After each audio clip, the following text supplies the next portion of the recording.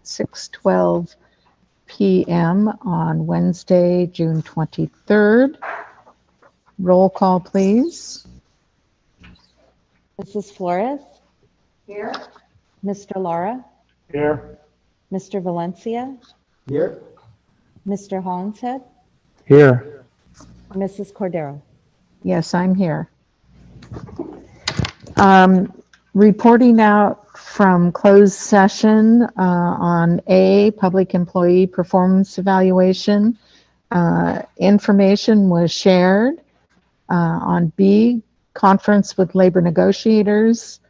CSEA, information was shared, and some will be shared a little bit later in our agenda. And item C, conference with labor negotiators regarding SMEA, information was shared.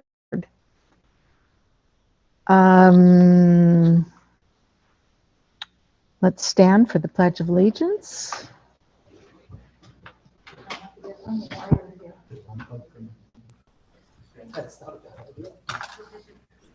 Right hand. I pledge allegiance to the flag of the United States of America and to the republic for which it stands, one nation under God, indivisible, with liberty and justice for all.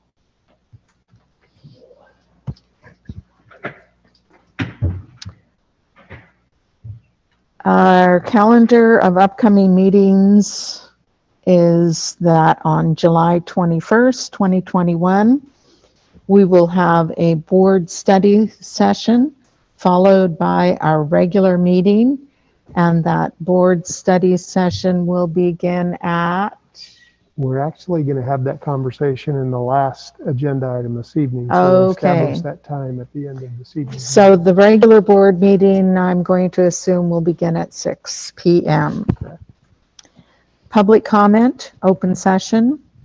The public comments are intended for members of the public to address the Board of Education on items involving the school district. Such testimony shall be limited to 3 minutes each, 450 words per person or subject, and 15 minutes total per topic. If an answer to a specific question is requested, the board president will, if appropriate, direct administration to respond in writing. Do we have comments on agenda items? We do not. Comments on non-agenda items? We do have 3 public comments submitted this evening. All right, thank you. The first public comment reads, "Hello, my name is Oscar Velasco. I'm a lifelong resident of Santa Maria and a member of Central Coast Coalition Undocumented Student Success. I went through the Santa Maria Bonita School District. I am emailing you to make public comment on reallocating resources from SROs toward more resources like mental health, language interpretation, assisting with in-person learning by hiring more tutors and teaching assistants, and provide more funding to students who are food insecure. COVID-19 put inequity gaps to Santa Maria families. It is important to get the help they deserve to fully recover from the financial and economic, social they lost due to the pandemic. I hope you would consider allocating resources that would benefit students and their families in the district to prioritize well-being and resources that will help uplift students towards social and upward mobility. Thank you, Oscar Velasco."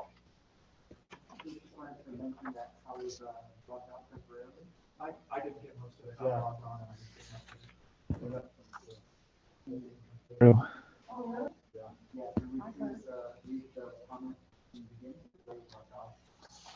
Sure. I'll reread. Does everybody hear me? Okay. Okay. This public comment reads, "Hello, my name is Oscar Velasco.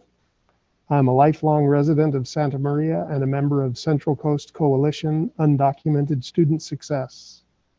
I went through the Santa Maria Bonita School District. I'm emailing you to make public comment on reallocating resources from SROs toward more resources like mental health, language interpretation, assisting with in-person learning by hiring more tutors and teaching assistants, and provide more funding to students who are food insecure.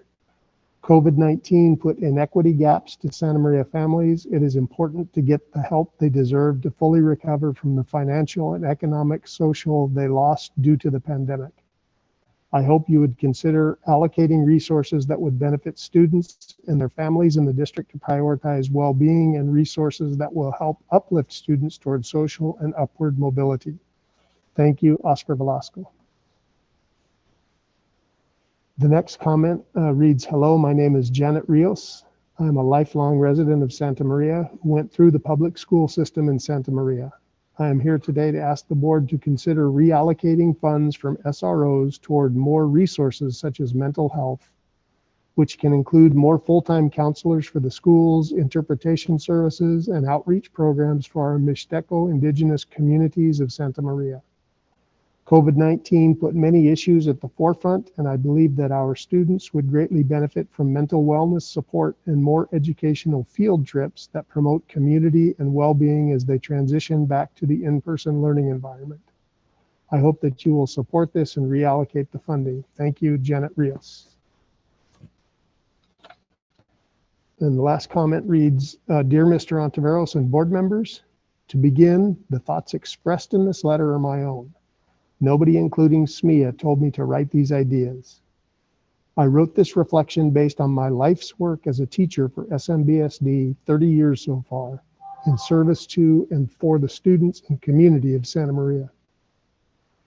There was a time when board members, the superintendent, and cabinet would go into every classroom, every school, every year. They used to go to back-to-school nights, open houses, and special events.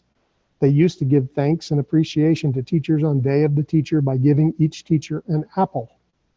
They knew our faces, names, students, and the school communities. I vividly remember my first year of teaching Fessler when Bruno, then assistant superintendent of C&I and former Fessler teacher, came into my classroom and asked if I had 2 classes in my room. I told him no, 37 students, 28 boys. He was flabbergasted, rightfully so. The next year, another teacher was added to a different track to alleviate the student to classroom teacher ratio. Our current district administration doesn't know our teachers, students, nor community like those of the past. Current district administrators look at data and think they know what's going on in our classrooms. For the most part, district administrators of the past had been teachers and site administrators with experience in the elementary and junior high in our schools before they went to the district office. Some were even former SMBSD students. While I understand bringing talent from the outside can add fresh ideas, we have hit a tipping point where there are more people from the outside in the roles of decision makers than talent that was grown from within our organization. Many in the trenches feel unappreciated, undervalued, overworked, demoralized, and dismissed. A recent example of this is when May 12th, Day of the Teacher, came and went without a word of thanks, recognition, or appreciation from district administration, not even during the board meeting that happened that day. My site administrators did a wonderful job of making teachers feel valued and appreciated, but nothing from the DO. Sad and inexcusable. The changes happening in SMBSD look and feel like a hostile corporate takeover. The cookie cutter corporate approach to leadership in our district is not for the better. Soon our district will look and feel the same as any other big city school district which is run like a corporation. Change happens, but let's make sure that the changes are true to the history and culture of SMBSD and best for all stakeholders in Santa Maria so we don't become Anywhere USA. Sincerely, Therese Brady. And that concludes public comments. Thank you. It's time to approve the agenda as presented. I'll move to approve as presented. I second. Mr. Holmes has moved and Laura seconded. You're muted. Unmuted. That happens. I was on unmute. Mr. Hollins had moved, Mrs. Flores seconded to approve the agenda as presented. Consent agenda. Actions proposed for the consent agenda are consistent with adopted policies and approved practices of the district and are deemed routine in nature. They will be acted upon by roll call vote in one motion without discussion unless members of the board request an item's removal from the consent agenda, in which event it will be taken up in the order indicated on the main agenda. Is there a motion? There are no consent items this evening. I'm sorry? There are no consent items this evening. That's, Then I wholeheartedly ask to pass that. I second that. yeah, We're done. we'll just skip that part tonight.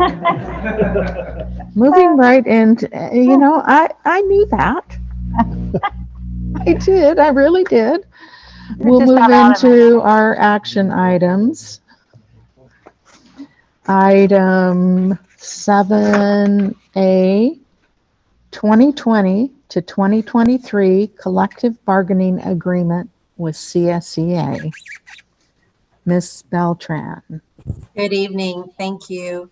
It gives me great joy to share with you that we have our collective bargaining agreement with CSEA that has been approved and ratified by its members, but I would like, you're provided with all of the other additional information needed to approve it as well. But I would like at this point to invite our very collaborative partners in interest-based bargaining, CSEA President Matt Harris and Chief Lead Negotiator for CSEA, Melissa Gutierrez, to speak on behalf of this item. Thank you, Bijou. Thank you, board. I will tell you it's been a very rough year with the COVID, but I thank the district for keeping with it. It was a tough and challenging time, but we got some good work done. The process does work. My members did pass it unanimously of the members present, so that tells you where our members are and how anxious they are to get this ratified. And I appreciate again the district making this a priority. We worked very hard in the background with CSEA today getting this approved. But I'm going to let Melissa, our lead negotiator, who's really taken the lead this year in these negotiations, to give you some more information and insight. Thank you. Super excited to be here. Yes, both the MOU and the contract were passed unanimously, and that was really exciting for my negotiating team to see. We did do good work. With the district working together, I would have to say in all my years of being on the negotiating team, this probably was the best feeling when we got to the end and we voted our thumbs up to this contract. And I shared this with my chapter meeting that I am so proud of this contract and I'm so proud of my team and just the work that we did with the district to produce our 2020-2023 contract. So thank you for allowing us to be here. And I just kind of want to give a quick shout out to my team that they did really great work sticking together, and also the district for working with us. Thank you. Are there any questions by the board?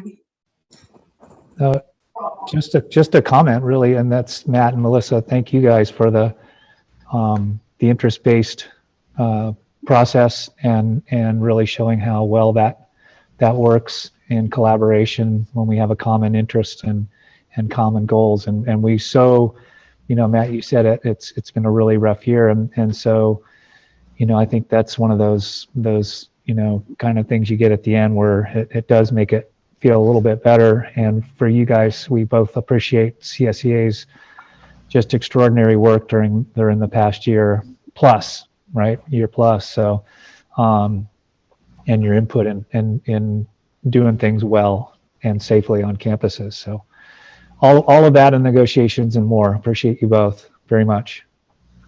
I would echo that sentiment as well. It has truly taken the entire village to make this year as successful as it was. Without the hard work of everyone and particularly our classified staff that had to be at the sites, that the people in food services and the people in M&O that were there every single day dealing with whatever came down the road and working so hard to prepare for our students and our teachers to return to sites safely. And I mean, it really and truly took everyone to make this year happen. And, you know, we've come a long way, and hopefully it will get a little bit easier as we head toward the new year in terms of dealing with the pandemic related issues. But our kids are the most important thing, doing what's right for them and keeping that in mind. And the fact that in spite of the challenges of, you know, negotiating a 3-year contract over this period of time, I mean, it's hard to talk about things when you're on Zoom. I mean, and your efforts are just really, truly, from my heart, very much appreciated. So at this point, I would entertain a motion. I make a recommendation that the Board of Education adopt the 2020-2023 collective bargaining agreement with CSEA as presented. I'll second. It has been moved by Mrs. Flores, seconded by Mr. Lara, to adopt the 2022-2023 collective bargaining agreement with CSEA. All those in favor signify by aye. Aye. Unanimously approved with great thanks to everyone. Thank you so very much. Thank you. Thank you. I'll get Okay. out. Go to sleep.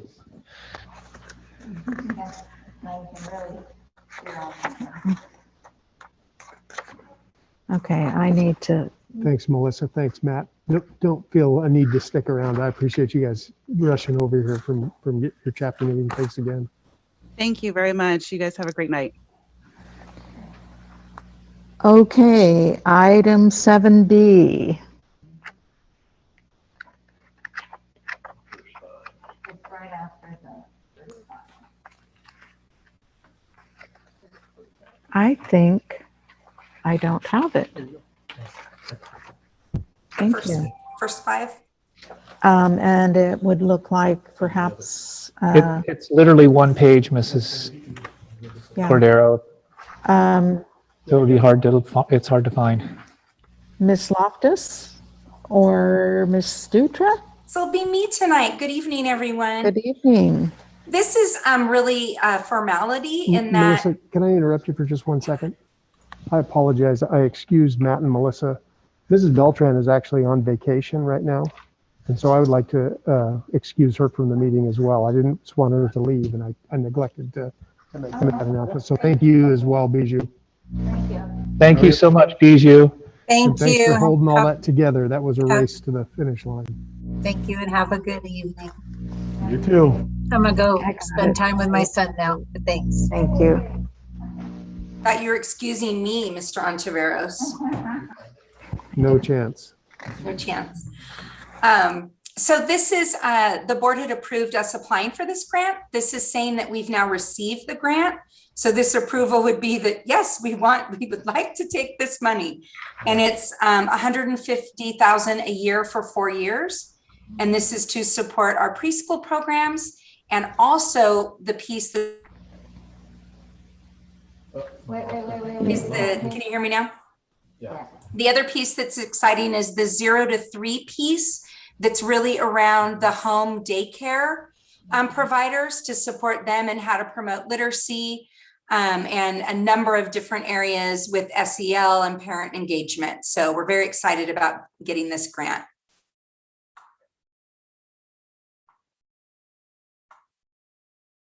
Does anyone have any questions? If not, I'll entertain a motion. I'll make the recommendation that the Board of Education approve the first 5 early learning grant as presented. Supporting documents. I second. It has been moved by Mr. Lara, seconded by Mrs. Flores to approve the first 5 early learning grant as Thank you. presented. All those in favor? Aye. Opposed? Motion carries. Thank you. We'll make good use of that money. Moving to item 7C, approval of local control and accountability plan and California School Dashboard local indicators. I see Ms. Dutra. Thank you. As usual, when it's LCAP, I'm always going to pass it off most of the time to Ms. Herrick, then always with a thank you. Again, this has been really tough this year. The requirements around this are extremely exciting. So we just thank Rebecca and Brian and the team, everyone that really puts in a lot of work to collect data from our parents and our stakeholders and to put this all into writing in support of our district goals. So thank you so much, Ms. Herrick. Good evening, board members and Superintendent Ontiveros, cabinet members, and our stakeholders in the audience. And I'm not able to share my screen at this time. Sorry about that. I'll get that fixed for you. One second. All right, thank you. You're all set. All righty. All right. So as Ms. Dutra shared, we are going to go through the LCAP and the local indicators this evening. What I'm going to do is go through the changes to the LCAP draft that were made following our last board meeting. So the first change that I do want to look at is the change made, and this change was made in all of the goals. And what it happened was it was updated. So if you remember, all of the goals, the actions and services have the district funds. And when we met the last meeting, the site funds had an X through them. The sites have completed their plan. So all of the site funds were added to the LCAP. In the final LCAP, you'll see these funds added together in one column to the right after each action and service. So that was one change that was made. Another change that was made was it wasn't spelled out in the LCAP, but under library and media services to support student literacy, we do purchase the SORA program. It's our electronic library books that we have, and this is within the LCAP as well. I'm sorry, what program does the district purchase? It is called, let me go back. It's our SORA program, and it's it's library books, electronic books that align with our core curriculum. And we get this through our teaching and learning department. And I think we shared with the board prior, I can't remember anymore, it's been a while. This is a really deep library that is, that's been vetted. It's one that many districts use because it's been vetted to ensure that there's diversity amongst the titles and that there's so many options for children to choose from. And our kids have really leveraged this, especially since distance learning has been part of our world. And we're excited to now have that habit created for our kids so that they can continue having so much rich reading right at their fingertips for them.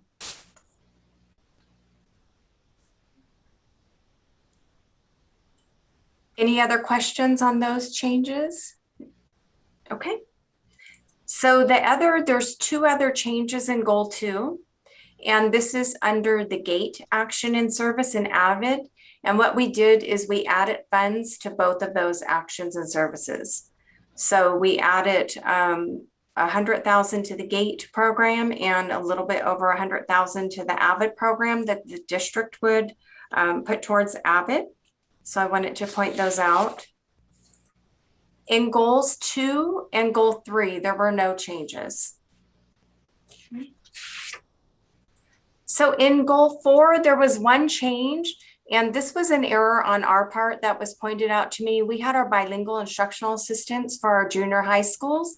The amount that was funded was way over the actual cost. And so we made this adjustment in the budget. And then goal 5, the one change that was made was with our school resource officers. When we came to you before, there were 4. There are 2 in the plan now. So 2 will be supporting the junior highs and the elementary schools. This did cut the budget in half.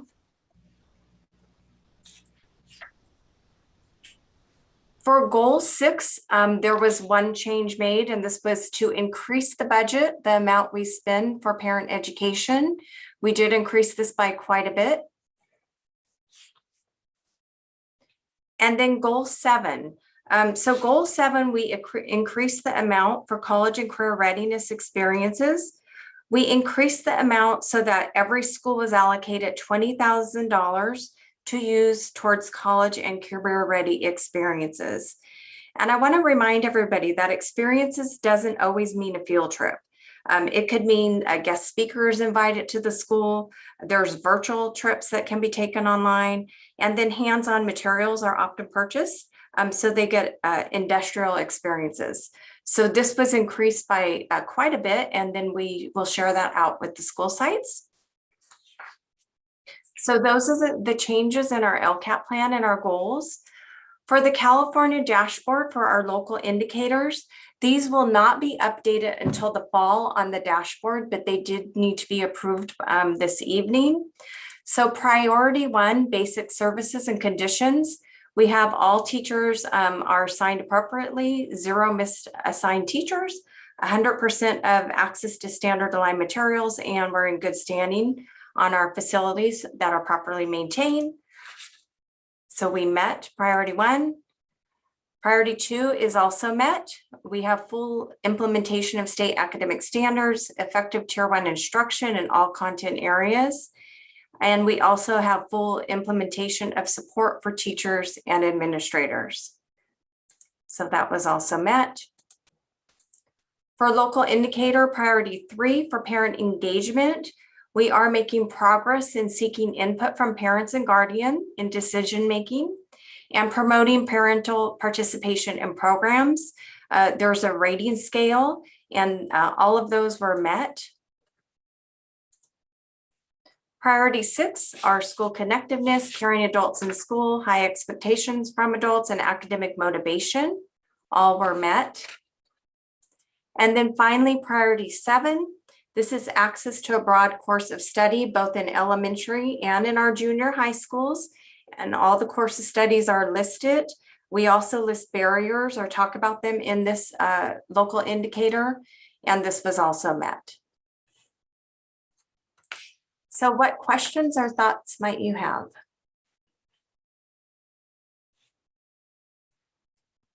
I have a question. Yes, sir. One of the things that I think it's number 6 has to do with parent engagement. One of the things that I noticed when I participated in the LCAP meetings with all the stakeholders is that when parents had the opportunity to share their thoughts, I often noticed that they often didn't, share, either concerns or share, their feedback. And so something that I'm wondering is what types of supports are available to parents prior to those meetings? Because those can often be very intimidating, right? Especially for our Spanish-speaking families, our indigenous language-speaking families, or any other language, right? If it's not dominant, if they're not dominant in English. So I'm just wondering what types of supports we can provide those families either in the future, if that's not being done, or are we intentional about that now and giving our parents some prep, some support so that they get a better understanding of the LCAP so that they feel more confident to participate. Any thoughts on that?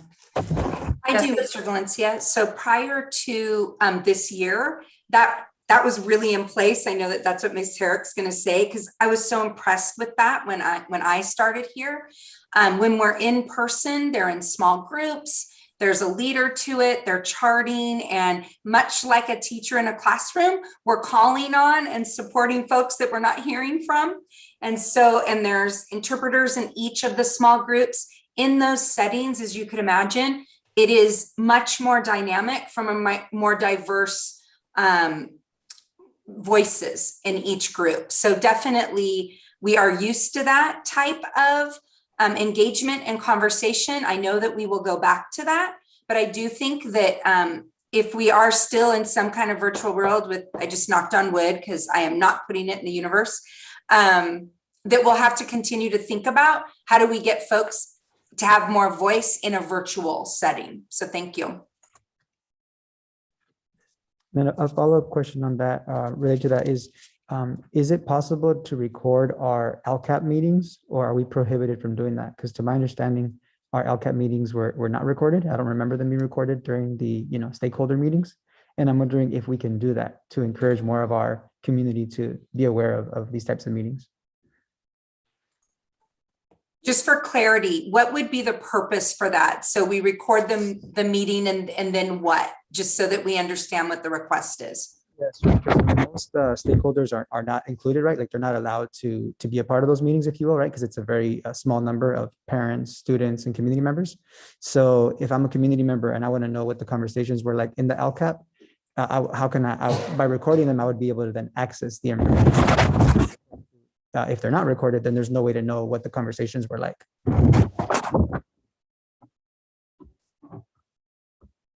As well as any time or work constraints that somebody who wanted to participate and was unable to was what had put upon them.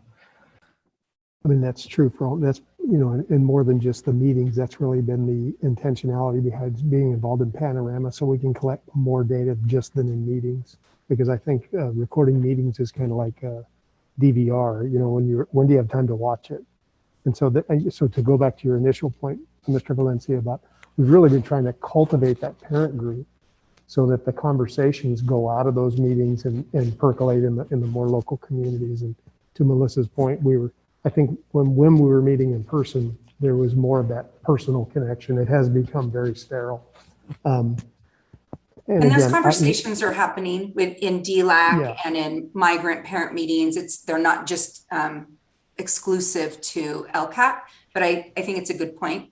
Yeah, I mean, we can, and certainly we would want to get the feedback from folks in those groups, because that might make them less inclined to want to participate if they know they're going to be recorded and put out there. I mean, all of us have signed on for that duty, but we probably need to get some feedback from folks at their comfort level as well. But we can definitely, you'll see later in the last item this evening, we're really trying to build that broader context of communication, right? So that it does become more accessible, but also more relevant. So we actually, we'll take that under advisement as part of developing that plan, and that will be part of, as I mentioned before, as we talk about as governance goals, where do we want to go with this, right? So that we are drawing more voices into the conversation.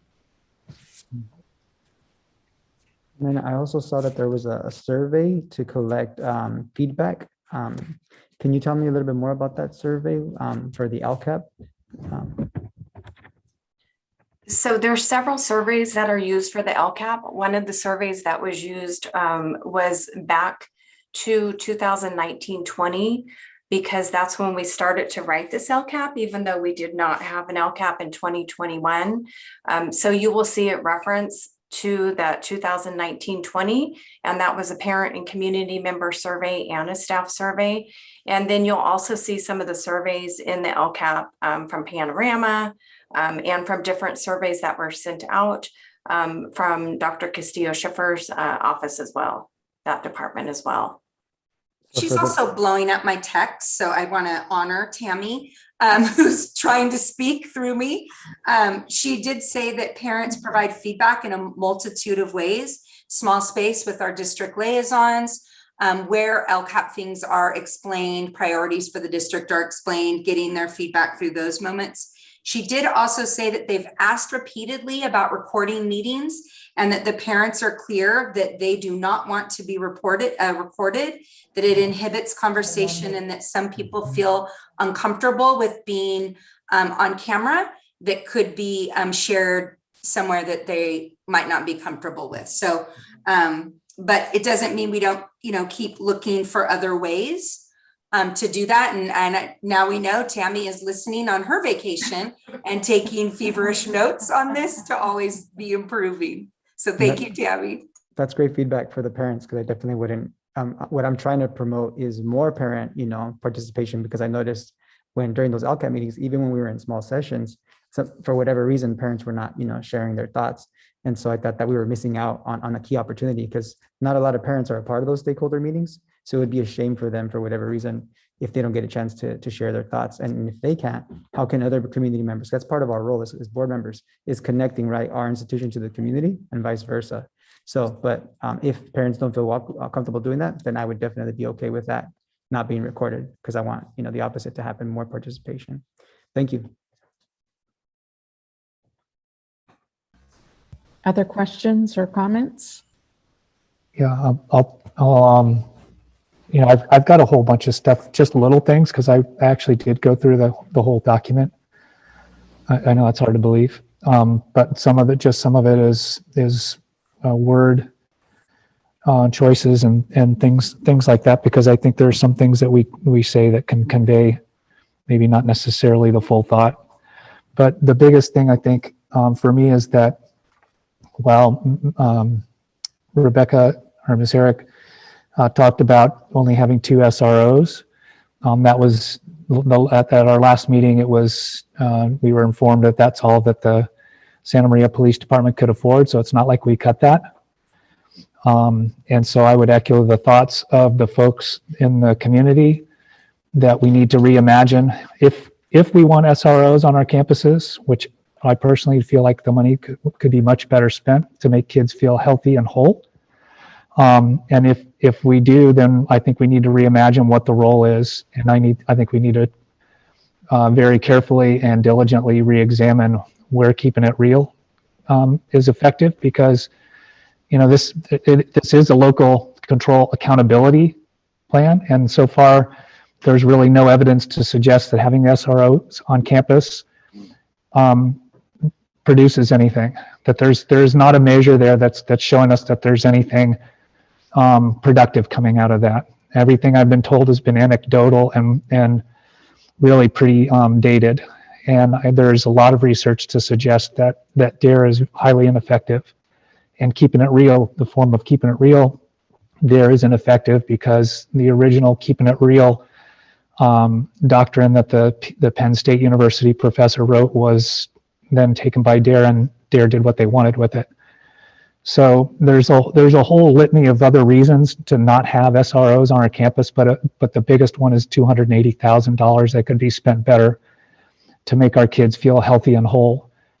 And if Officer Schneider wants to reimagine how we can have kids have an interface with police officers that's more productive, we can do it on all our campuses, not just have 2 of them on our campuses in a very limited role.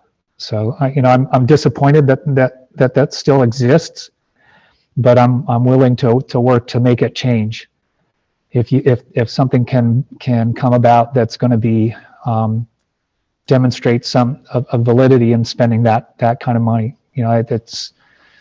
I appreciate your comments, John. And in the feedback we get from parents, there of those folks that we get feedback from, there is their expressed value of having access. So in order to provide better information, that's really the point of the later issue I had tonight on the governance policies, because our governance policies haven't kept pace with this whole design to do exactly what you described, that we are going to bring back some measurable outcomes related to. So we're not just, so that it's not, now let's try it again and see what happens, right? And so that's really the later action item tonight, is to start aligning our governance policies so that we're front loading those conversations and not getting on the back end like this. So I appreciate your comments. Yeah, and I also would add to John's sentiment that, we're an educational institution, right? So we should be using the latest data, right, to drive our instruction, to drive our institution. And I would agree with, Mr. Holland said that it doesn't make sense in this environment that we're in. I think one of our community members talked about how COVID has severely impacted our most vulnerable populations. So, I'm more concerned with making sure that our students are coming to school, right, with a healthy meal, that they're getting the mental health support services that they need, that we have full-time counselors here, And it's something that's important for all of us to keep in mind, is that budgets are moral documents, right? They are examples of what we prioritize and what we value. And I highly value the mental health of our students. I know that suicide rates are on the rise with our youth. And unfortunately, many of our police officers aren't trained and equipped to deal with those types of things. But we know that mental health specialists, therapists, school psychologists are. And so that's where I want to reimagine also our funding. And I also would advocate that that item, instead of funding the 2 SROs officers, be zero. And instead, we allocate more of those fundings into those college and career opportunities, into having access to band or the visual and performing arts for all of our students. There's so many other things that our students need right now, that there are so many other needs that are not being met. So I would also echo Mr. Hollins's statement that I would advocate to have that line item be zero. And instead of that, putting that into the college and career readiness or a variety of other things that we support. So I would encourage my fellow board members to also, support that. I would comment on that.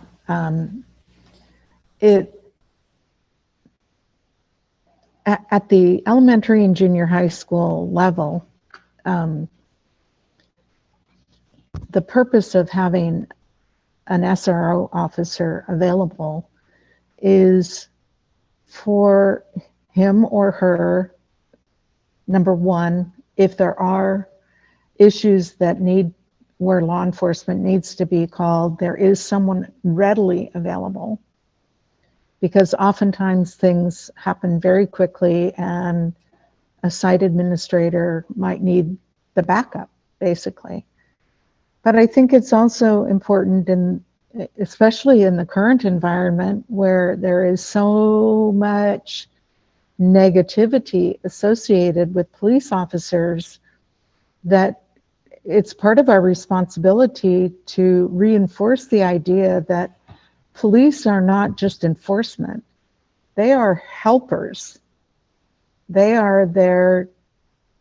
You can go to a police officer for assistance with a variety of things. And granted, they're not the same as a counselor or a psychologist. But if the only vision that a child has of someone in a uniform is negative, I think that perpetuates itself throughout our society, and it will continue to be worse. So if we don't show and teach our students to be respectful, not just because they're a police officer, but because we do have rules. And basically that's what law enforcement is about. When people get way out of hand with not following the rules, it puts other people in danger. They're not there to just catch you doing bad things. They want to reinforce the positive as well. So I think it's as important to have a positive, to work toward building that positive image with our students when they're the younger, the better. That's my 2 cents.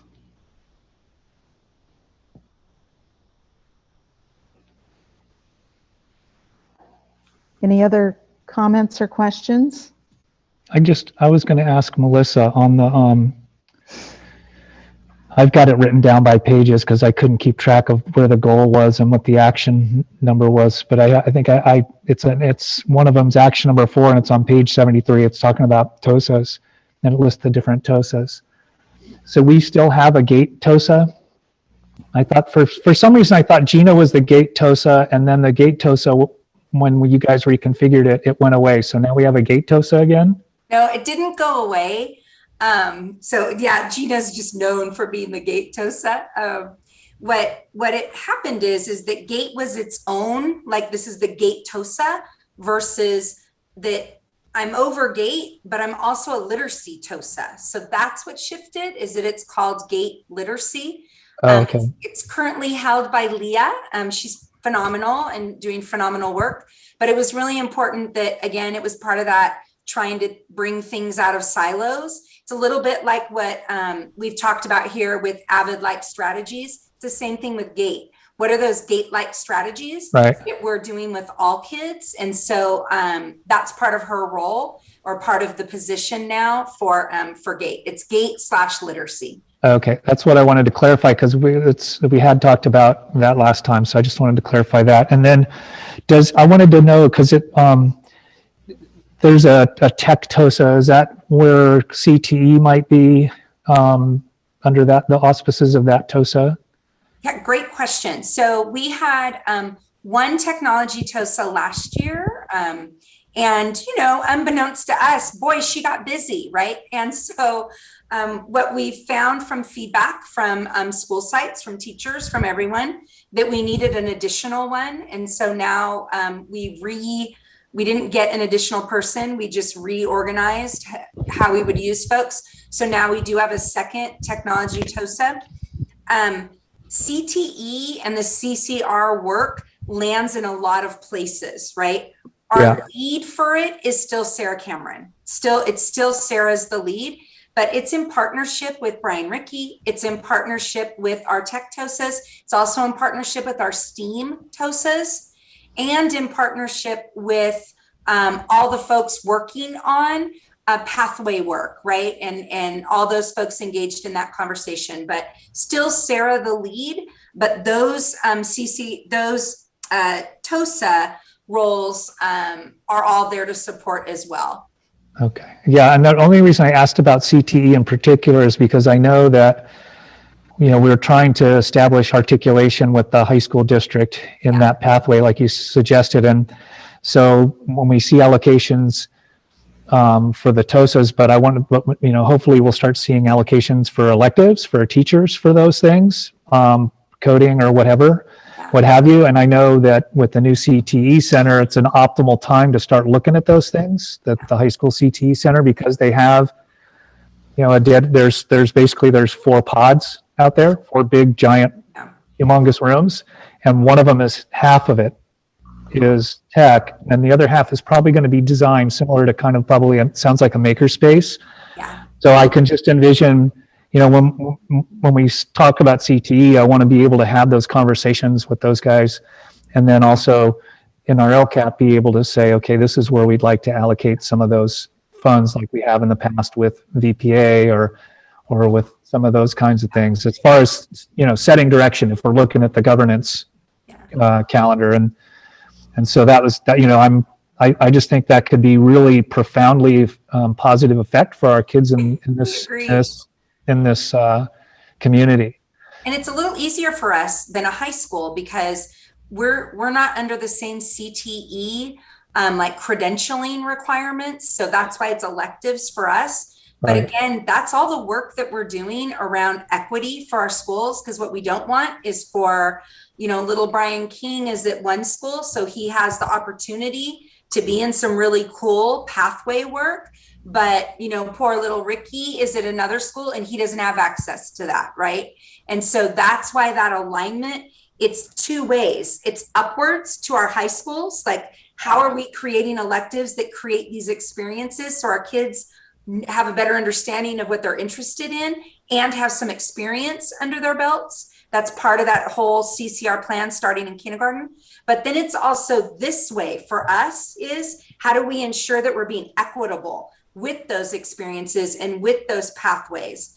It's a little bit of a moving target, because I'm sure Mr. Valencia knows one school has 26 pathways, right? One school. And so there's a lot of pathways. And so for us, we're really trying to work with the high school district and we have a good understanding of what are the biggies? What are the big industry pathways that are really going to help our kids as far as alignment goes? What are the commonalities across the high schools that we can really dig into? And so that's why the high school district is part of these conversations with us, because it's incredibly important when we think about the trajectory of our kids. So I would think we would continue investing more as that plan continues to develop out. Absolutely. And it might not just be in people, could be in resources, could be in materials, could be like Coming from a K-12, I know how expensive like actual CTE courses can be. When you think about Libin, that is starting with Project Lead the Way, which is really hands-on, it's not cheap to have all of those materials for kids to have those expenses. So I could foresee a future where we would definitely be asking for a little bit more in those areas. Yeah, I know there's some funding where you could go and maybe. You're muted. Oh, sorry, I muted myself. I was doing the opposite of what I intended to do.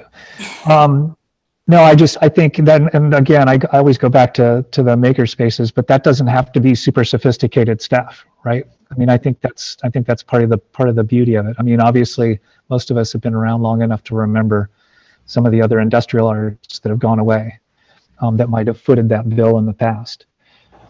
So I appreciate it, and that's and that was kind of my second question was about the VPA, subheading that I've seen several times in there, talked all about music instructors, but it didn't mention visual arts or any of the other things. And I know we lost our art teacher at Thesler 2 years ago, and I don't know what the status is of visual arts. So I was just going to ask about that. I can speak to, we currently have what would be called a VAPA plan, and that was put in place, I know, before I got here. So I think it was right before I got here, so maybe a couple of years ago. But in further digging into it, it's really a plan that's comprehensive of music, but not all the other areas that are part of visual and performing arts. And so working with our teachers that are in that whole area, that's part of one of the teacher advisory groups that we have for next year, is how do we get all the right voices that encompass those areas to support us to do just that work, is to ensure that we've got a pretty comprehensive plan around VAPA, like all areas of VAPA. And then are we hiring and supporting and doing all of those things. We did add a music teacher for next year. And that was the music teacher showing us their schedules and showing that Sure. we needed one more. And so we did do that. And I believe that position has been hired. Well, and the only reason I say that is because I know it seems like 500 years ago that we went to a CSBA meeting, but most of the model districts, I shouldn't say most, that's not fair, but several of the model districts have a VPA coordinator at least, if not a VPA TOSA. So yeah, we've had that position open. We have, huh? We have for over a year. For over a year. Interesting. And we haven't been able to fill it. So we will continue working at that. We'll continue working at it. But Mr. Valencia, go ahead. Melissa or anybody, do you all know if we have a band instructor at each of our school sites? Like, in other words, how does band operate? Because I remember going to one of our LCAT meetings, and it was mentioned that we don't currently have a band instructor at each of our sites. yeah, it's not really the model for a K-8 to have band instructors. That's really a K-12 model or a high school model. That's where that position exists. We do have our music teachers that work together to ensure that our kids have as many experiences as we can to support them in that. Oh, I'm sorry. Again, I'm getting text messages saying, we just filled VAPA. We haven't told you. So look at that. Mr. Hahn said, you say it and it happens. That's the kind of work we do. Thank you, Bijou. This was my team texting. We filled it. I don't even know what I was answering. I'm sorry. What was I saying? We were talking about the band and the model. So our music teachers are the ones that work together. And again, they work with Sarah currently, but now they will be working with their new TOSA. I'm super excited for that. Around how we have band teachers that do cover the feeders, right? We do have band teachers. We just don't have that exact same model that exists at the high school level. But we do have band teachers, of course. And do we currently have art instructors at each of our sites, or is that also a model that's more at the high school level? Yeah, that's more of a high school model, like having, you know, an art teacher, or it could be a specialty program like an IB school or something like that that has that. But we do have art programs. We've funded programs for many, many years to support through creative, thank you, creative project. Creative arts. And we did that for many, many years with the purpose of then teachers are watching that and then getting, that's kind of like a job embedded way for teachers to have those skills as well. But art is included, of course, in a broad course of study. It's just not like we don't pull kids out for art class or have art teachers come in unless there's something going on where you have like an art docent come in for something. But those are the kinds of experiences too that we look at when we think about what are all the experiences that we want for kids. And so it probably is less about art and more about design when we think about bringing people in to do some additional work with our kids. So that they can see how that fits into a future career. And I know, Melissa, at least speaking from a school site council, when I was on site council, it's also a site choice, right? Mm-hmm. So you know, as our school site at Miller chose to contract folks to come in and do art specifically in our setting, because like you said, in an elementary setting, it's really not a kind of a breakout thing like that unless you choose to do it. It's kind of more on a junior high and then going to the high school. Thank you for saying that. Thank you. And the team is working on really that new plan for VAPA. They're really working on how does Children's Creative Project work into that so that that partnership can continue and support for the sites. Anything else? Is there a motion? I make a motion that the Board of Education approve the local control accountability plan as presented.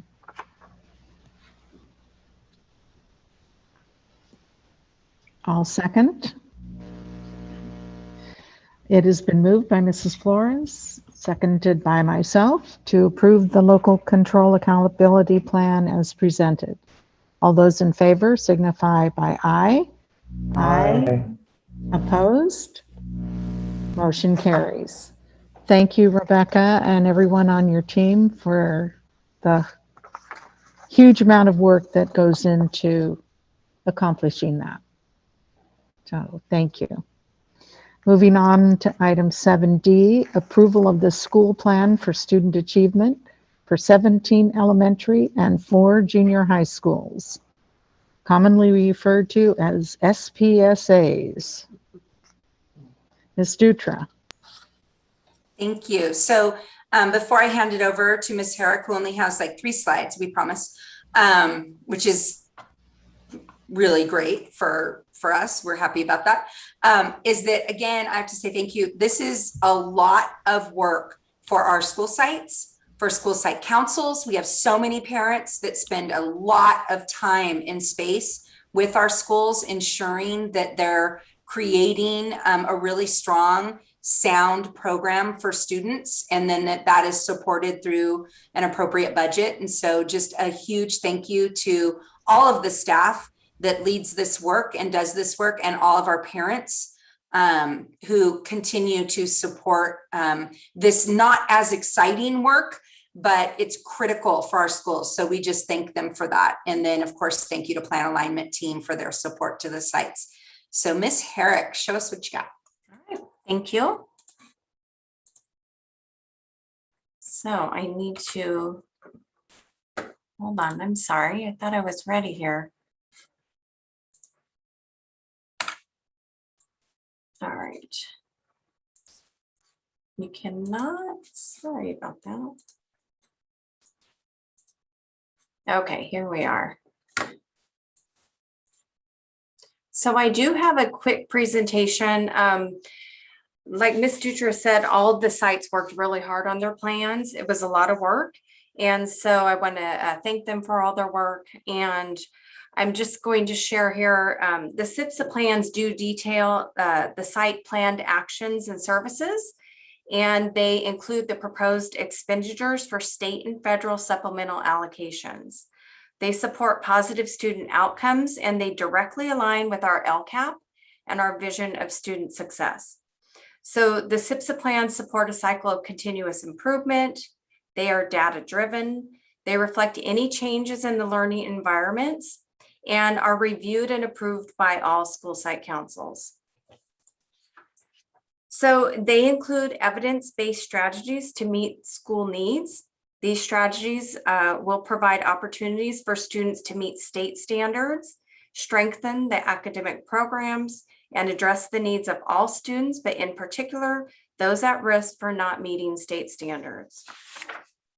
So I just wanted to show you a few examples. They all include the goals, the matrix, and the actions that align with the LCAP. But just so you kind of get a feeling of what they look like. For Adam, I just wanted to show you the piece where their goals align directly. They're the same goals as our LCAP goals. They do have an identified need of why they are choosing this goal. And this is for Ontiveros. And here I wanted to show you the matrix and all the indicators align directly with the LCAP goals. The format of the SIPSs don't align with the new format of the LCAP, which will probably change this coming year. So it doesn't look exactly the same, but they do align. And then finally, an example from Fessler. And I did want to show you here, this is for goal 3. And you can see for each of the goals, remember we outlined the amount spent for each action and service in the LCAP. You can see here Fessler has 3.1 for professional learning and team meetings aligned with delivering grade level standards. And you can see here the amount that will be spent and then what fund it comes out of. There are 3 budgets within their plans. And so again, they all got everything done in a timely manner. All the school site council chairpersons and principals signed them. And that's what I have for it. And I wonder if you have any questions or thought about the SIPSA plans.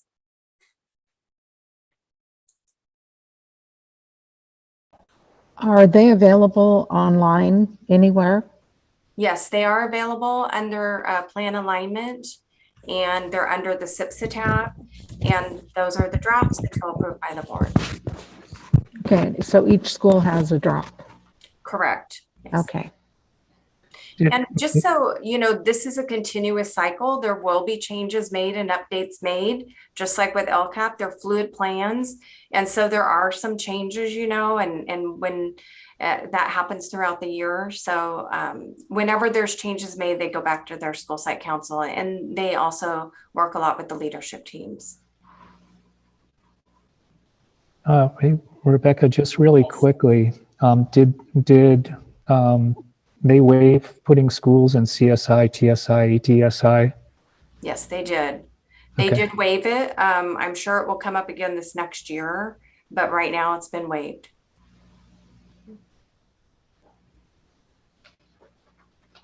Mr. Valencia?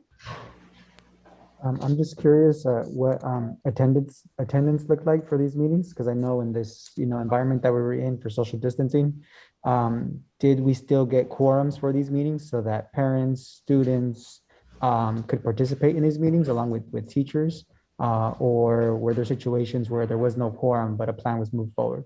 They have to have quorum. Yeah, we have to. Absolutely. So even in this environment, we still were able to meet those legal requirements, if I'm not mistaken, correct? And that's really the role of plan alignment in this function, is not to question what's in the plan, but make sure that we're adhering to that process. So that's a great point. Each council does have bylaws that they are required to abide by. And we have a process to make sure that all those, we just monitor the process really. So when we're approving, rather than, going through all 21 plans, it's really making sure that we're adhering to those principles. And that is that's where Rebecca's team has really evolved that process so that they become more and more aligned, so that consistency is maximized. And I appreciate what John was just mentioning about how each site might prioritize certain things over others, right? Say maybe having an arts program of some sort. What would you say, Rebecca, was the general spirit of a lot of the plans? What were the things that our parents and students and teachers and administrators are investing in for next year? Because I know we have over 21 plans, right, to approve today, so we can't look at the minutia. But what were some themes that emerged from things that were being prioritized? I would say, professional learning is always a priority. And also there are some programs that are supplemental programs that they prioritize. There is a high priority on Children's Creative Project. They're still investing in that. They do invest in social emotional supports. Almost all the schools have either an additional outreach mentor or additional family marriage therapist or school-based therapists. So that's a really a big one that they do have. They do invest in parent education and parent engagement. And there are also guidelines. So there is a percent of because remember, they have title funding and state funding. And so they're following those guidelines. So of course, there's something under parent education, parent engagement. So the priorities are, they're similar, but then there's some that, put more and the junior highs and elementaries are a little bit different as well.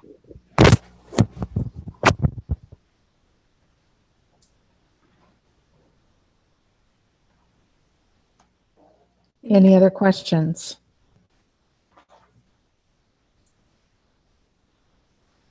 I would entertain a motion. Make a motion that the Board of Education approve the school plan for student achievement for 17 elementary and 4 junior high schools, the SPSAs, as presented. I'll second. It has been moved by Mr. Valencia, seconded by Mr. Laura to approve the school plan for student achievement for 17 elementary and 4 junior high schools as presented. All those in favor signify by aye. Aye. Motion carries. Thank you very much. And thank you to the school sites for. Oh, I'm sorry. Any opposed? No, negative, not opposed, not opposed. Big eye. No, when Mr. Valencia read the 17 elementary and 4 junior high schools numbers, I forgot, that was one thing I noticed in the LCAP. There was, for AP's funding, it said 15, 4, and 1. So, because one of our school sites is a K-8, Jimenez. It's still a school site though. Okay. Right, I'm not talking about the one broken out, I'm talking about it didn't total to 21, it totaled to 20. High school does not have an assistant principal. Oh, okay. Oh, Okay. That's what I was curious about, because it was kind of a weird. Okay. It was 20 instead of 21. I'm thinking, okay. All right. You did read every detail. Okay, so Very good. I didn't miss anything. We did pass and approve the school's plan for student achievement. Okay, moving on to item 7E, adoption of the 2021-22 budget. Mr. Beecher, are you still awake? Are you there? Well, Did I just give it to you, Mr. King? I'm here, Linda. Oh, okay, Can you hear me? okay. I'm sorry. Ms. Cordero, thank you very much. I appreciate the time with the school board tonight to share our final step in the process of adopting next year's budget. Mr. King is here to kind of describe again some of the highlights and then kind of our third description of our adoption. Again, it's a living and breathing document. So as we ask for your approval tonight, know that it will start changing immediately. One of the things that will impact it will be what the final adopted state budget will be.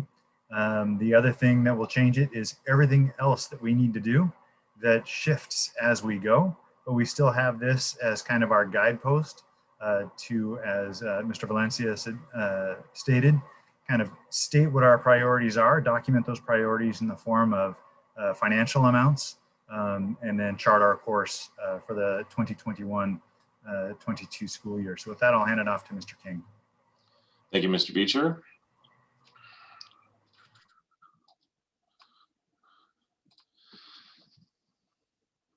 Great. Well, good evening, board. As Mr. Beecher mentioned, this is the third time in front of you to go over the 21-22 adoption budget, but tonight we do get to approve it.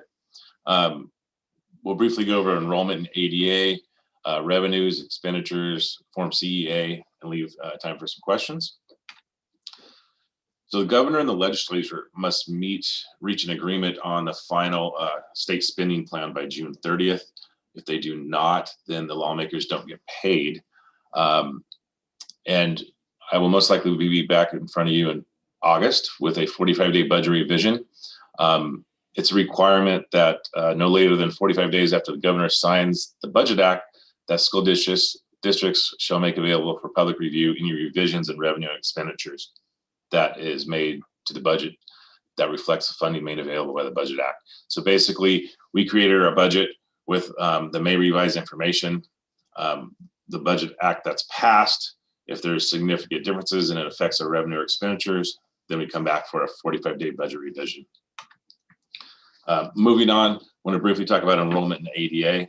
So enrollment is the actual number of students signed up for and expected at school every day, where average daily attendance, or ADA, is the actual number of days students were present in the classroom divided by the total number of days in the school year. So on average, our students attend class 96.5% of the time.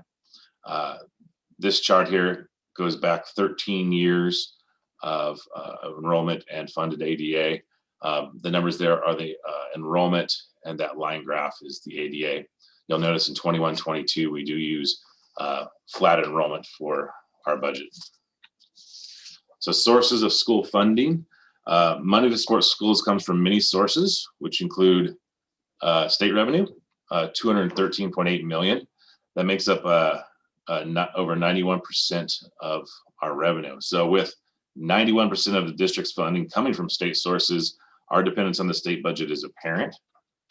We also have federal revenue. 13 million makes up 5.5%. And then we have our local revenue makes up a little over 3%, 7.9 million, for a total revenue of 234.8. Moving on and looking at our expenditures, the district has a substantial investment in personnel, from classroom teachers to cafeteria workers. The district invests heavily in our most valuable asset, its people. This part of the expenditures outlines the certificated classified salaries, management, and employee benefits. And then we also have books and supplies, services, and capital outlay for total expenditures of 232.8 million. So what these numbers show us is that 76% of total general fund expenditures are budgeted for personnel, and the remaining 24% on everything else, from textbooks, materials, transportation, contracted outside services, utilities. So moving on, Form CEA, talked about this every year since 2013-14. It's a required form, legally required form, and it's called the current expense of education actuals. So it's used to determine the percentage of expenditures for direct classroom costs of teaching students. So included in that are calculations for salaries and benefits for teachers, paraprofessionals, and it's measured against total expenditures. But there are certain categorical programs and other costs that are excluded from the calculation. And COVID-19 funds are likely to have an adverse effect on Form CEA. And the requirements for elementary school districts is 60%. We have the highest percentage that we need to meet. And I did want to point out that this form is outdated since LCFF came around, has not been modified. So with that, we can look at how many districts have failed to meet the requirement. Given that elementary school districts requirement is 60%, we have the highest threshold, and so we have the largest percentage of districts that failing to meet the requirement. If you look at 2012-13 to 2014-15, there's an increase for elementary school districts from 30 to 41%. So there's a big jump there. That is as a result of, in 13-14, that's when the local control funding formula came about. And so where have what has been our percentages since 13-14. So we have mostly stayed in the high to mid 50% range. In 1920, actually meeting the requirement at 60.6. Our estimated actuals for 2021 right now have us at about 51.6%. That is substantially lower than our past history, but that does include budgeted $60 million of COVID dollars, and a lot of those dollars are tied directly to classroom compensation. So with our unaudited actuals that I will be back in September to present, that's when we'll know if our true percentage, because right now that's just an estimate. And if we don't meet that 60%, then I will be filing an exemption with the county office in September. And there's a couple different boxes to check of reasons you're requesting the exemption. And the one I will check, it will be the payment of classroom teacher salaries are in excess of those paid by other comparable school districts. And then we need to supply supporting documentation. So this information is pulled from the J90 report. And you're required to list out 3 school districts. I'm listing out 6 here. And they need to be comparable school districts, meaning similar FTE for certificated, similar workday, similar ADA, and elementary school districts, preferably. So this, we do show that our beginning, average, and maximum salaries are in excess of these comparable school districts. So to conclude, the board can issue a positive certification for the adoption budget. And the assumptions used in this budget provide a starting point for the district. Once again, where will the state economy go? And will there be changes when the annual budget is signed by the governor? So with that, we can answer any questions.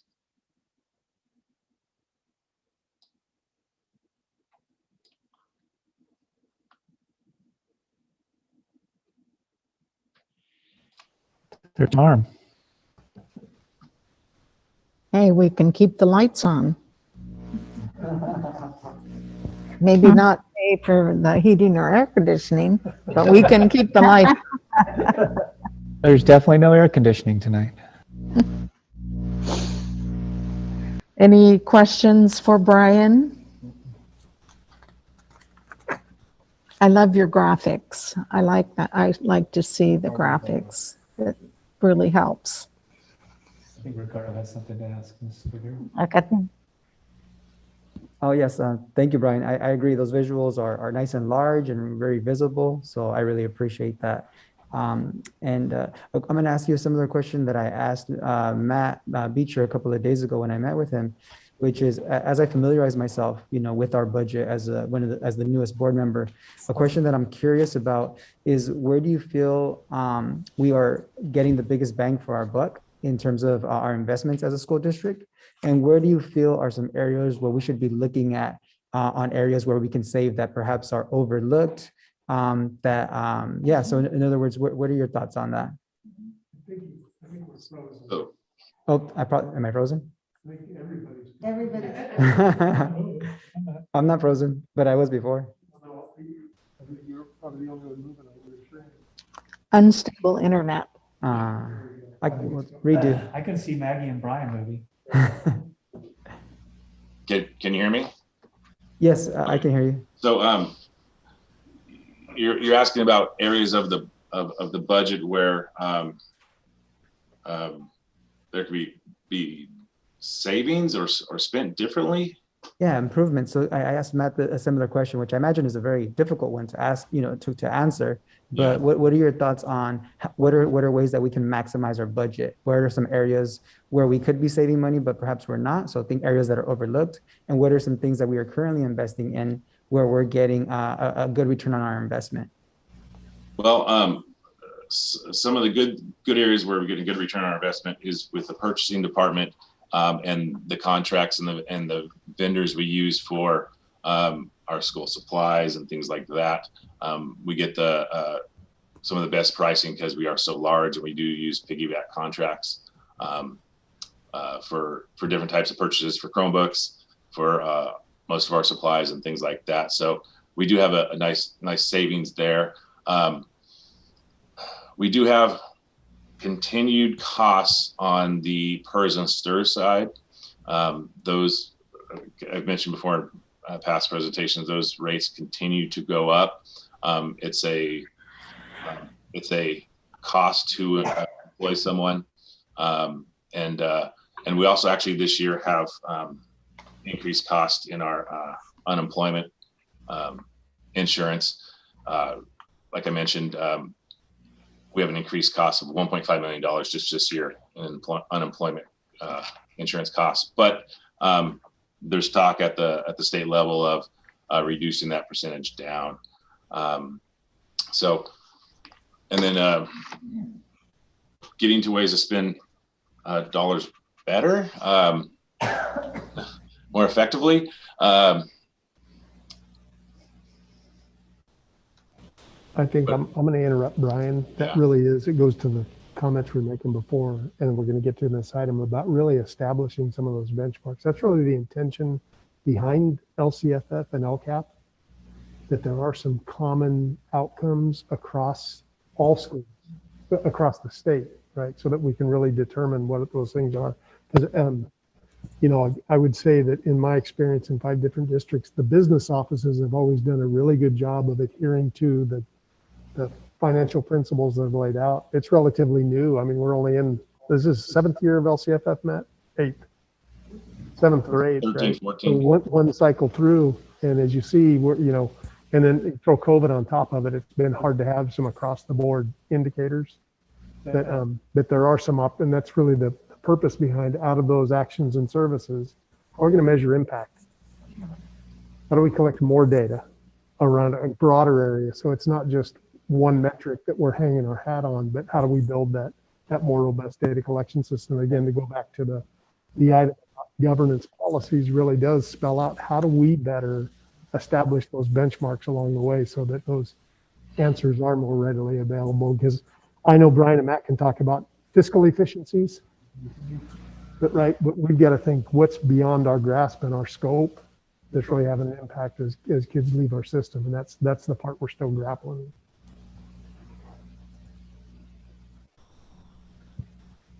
I can just add some of the budget questions that you're asking Brian can't answer because so much of the budget is wrapped up into how we support students and how we do that through our instructional lens or the supports that we provide. But I can give one tangible answer to you, Mr. Valencia, is that when 2 years ago, there were over 61 programs in our system that we were funding, either at the district level or at the site level, over 61. And so when we looked at from an impact stance on, is this improving student outcomes? And is this worth the budget? That there were so many that the answer was no, right? It could have been that we were paying for the entire district, but only one school was using it. And then when we really looked into it, it was like one classroom at that one school. So those kinds of things that are on kind of the instructional side of the house when it comes to budget, we've been doing that work and we'll continue to do that work to ensure that all of the expenses that we're incurring are actually having the impact in which they're designed to have, right? And so that is the work of the LCAP, and it is the work of why we have the priorities we have, and to ensure that there's alignment to that so that we're spending our money to get to the student outcomes that we've declared. So it's one example. That's an excellent example of areas where I'm talking about, right? These are things that, because as board members, we're not involved in those everyday decisions, but we're involved with the big picture. Well, help me think big picture, right? So that I can get a better sense of how our institution operates. And I think that's a really wonderful example, is if we're investing thousands of dollars on, say, a math program that only one site is using, well, what a waste, right? But if all of our sites say, hey, this is a great program, let's use it, then it's a worthy investment if it improves outcomes for our students. But if it's not working, or if it's outdated and it's just not a good fit, then let's scrap it and move on to what does work. Thank you for that example. Any other questions or comments? If none, I would entertain a motion. I'll make the recommendation that the Board of Education certified to To the Santa Barbara County Superintendent of Schools and the State Department of Education that the budget was reviewed in accordance with state adopted standards as reported on the state certification and adopted the 2021-22 budget as presented. I'll second. Happy birthday, Kristen. It's been moved by Mr. Laura and seconded by Mr. Hollinshead to certify to the Santa Barbara County Superintendent of Schools and the State Department of Education that the budget was reviewed in accordance with state adopted standards as reported on the state certification and adopt the 2021-22 budget as presented. All those in favor signify by aye. Aye. Opposed? Motion carries.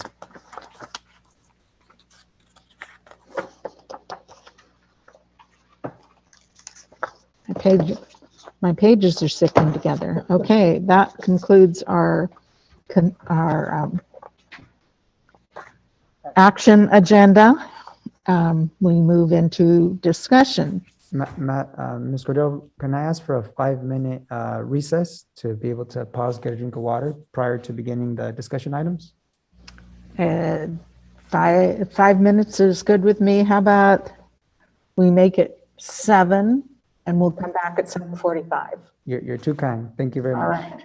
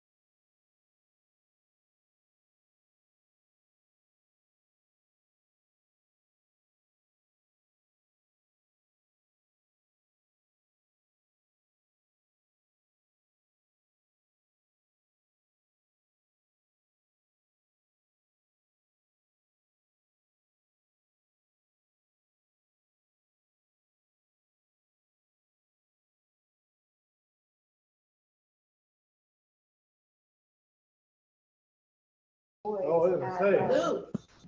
Oh, which Loops. Was Right up Broadway and Stall.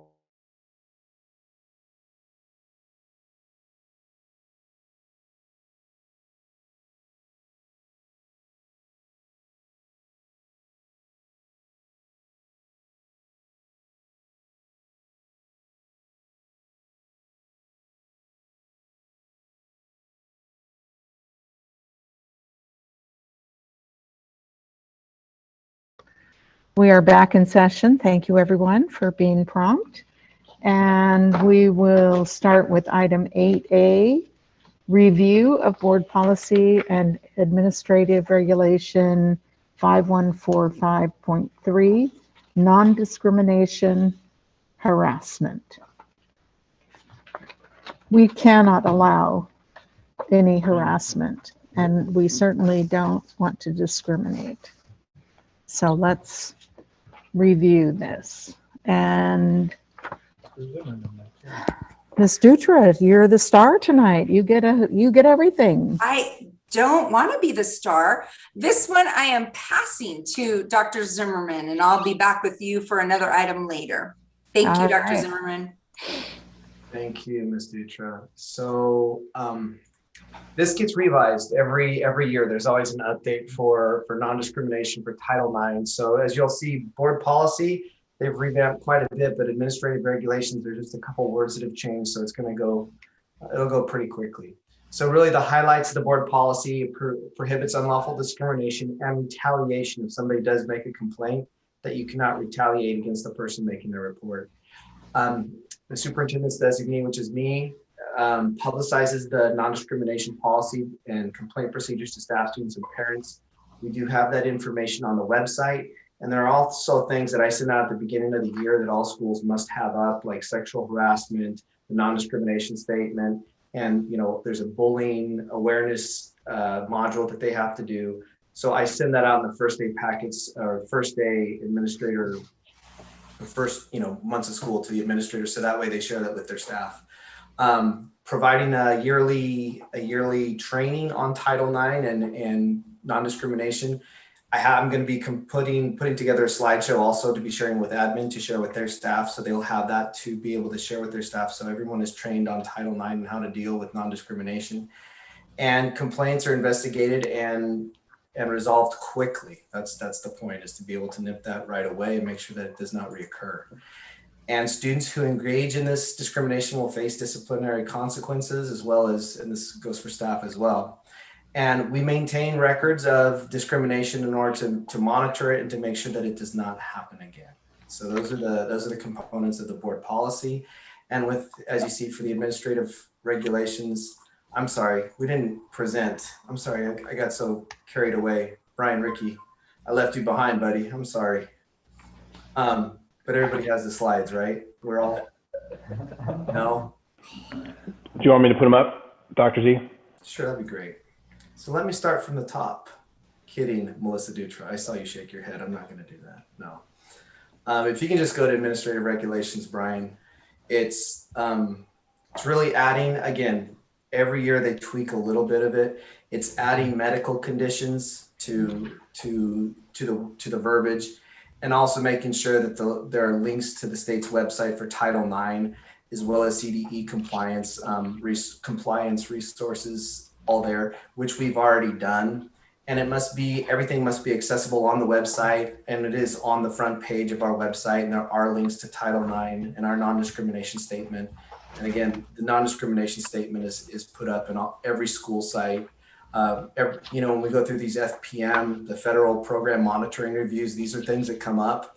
And so we're constantly updating and making sure these things are in our schools to show that we do not discriminate and that we do resolve complaints quickly. And that's it. Any questions?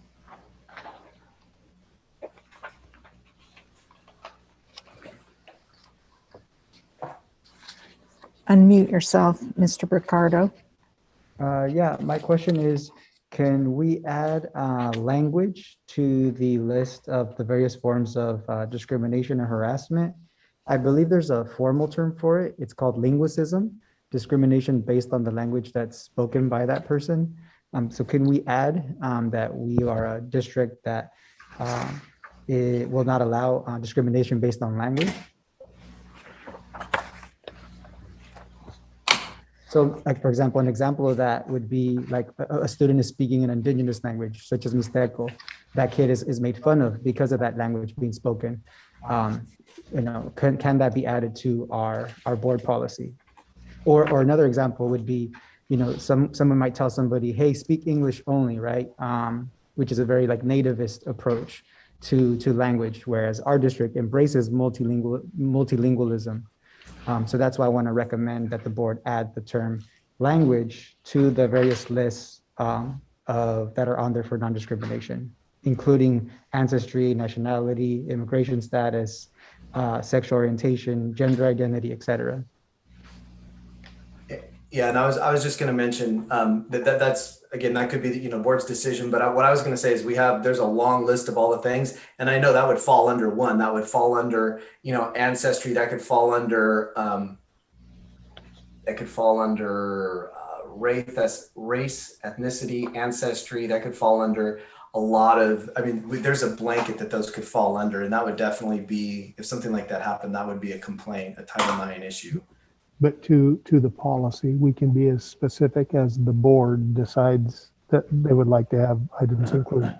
I agree, Brian, that you could find there's some broad categories, but if there are specifics that the board feels like this is something that we specifically want to call out in a policy, that's the purpose of this annual review, to make sure that we're addressing issues that are relevant and specific to our community. And John, I can see Ricardo's point, and I think, you know, outside of that, it's something that a lot of us grew up with, and I think that's a really valid one just to separate out, specify, in light of what's been happening to Asian Americans and the kids in our, like you said, Mixteco population and whatnot. So I wouldn't be averse to supporting that change, or that addition, I should say. So is there, in reviewing the policy, Mr. Valencia, is there a specific element of the policy or the administrative regulation that you would propose an edit? So yeah, so I would just propose that keeping the policy as is, just adding language to one of those identities, those various identities. It could be the very last one. I believe the very last one says, or genetic information, or association. So I would say at the end of genetic information, adding language. So essentially it could be added anywhere in there. It's perfectly fine with me. But I do think that unfortunately these days it does need to be made explicit. Otherwise it might be misinterpreted as not a form of discrimination. Mm-hmm. And it could be the first one on the list. It could be the last one on the list, somewhere in the middle. It's inclusive. Mm-hmm.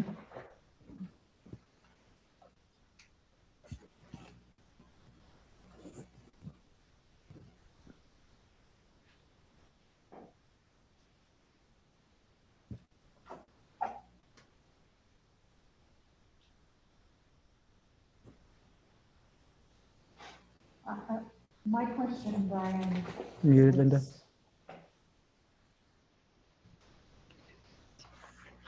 Brian, do you have any data on how many incidents of harassment based on any of this that we actually take action on? Yeah, we've had, it goes to something like this goes through the uniform complaint process with, when it specifically targets a protected class, like what is mentioned in our non-discrimination policy and in our AR, there are very few, very, very few. Like, so I would say in my time here in 6 years, how many uniform complaints have we had regarding these kinds of things? We've had 2. Uniform complaints. Now, to pull data on more, I would say there's a couple handfuls maybe. It is not very prevalent. Okay, thank you.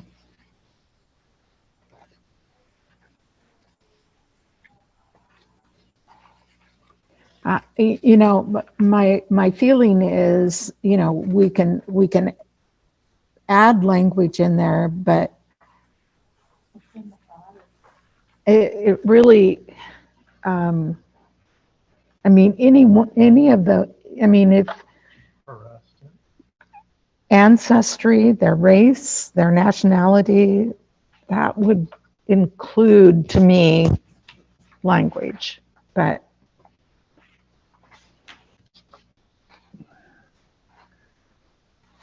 if this were, and of course, you know, we only know the, you know, what is actually reported to us, or that administrators or teachers find out about.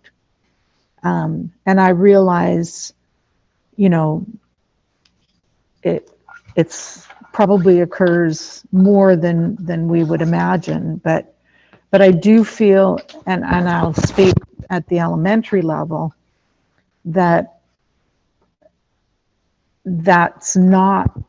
was not generally the kind of bullying or harassment issues that were encountered in my day.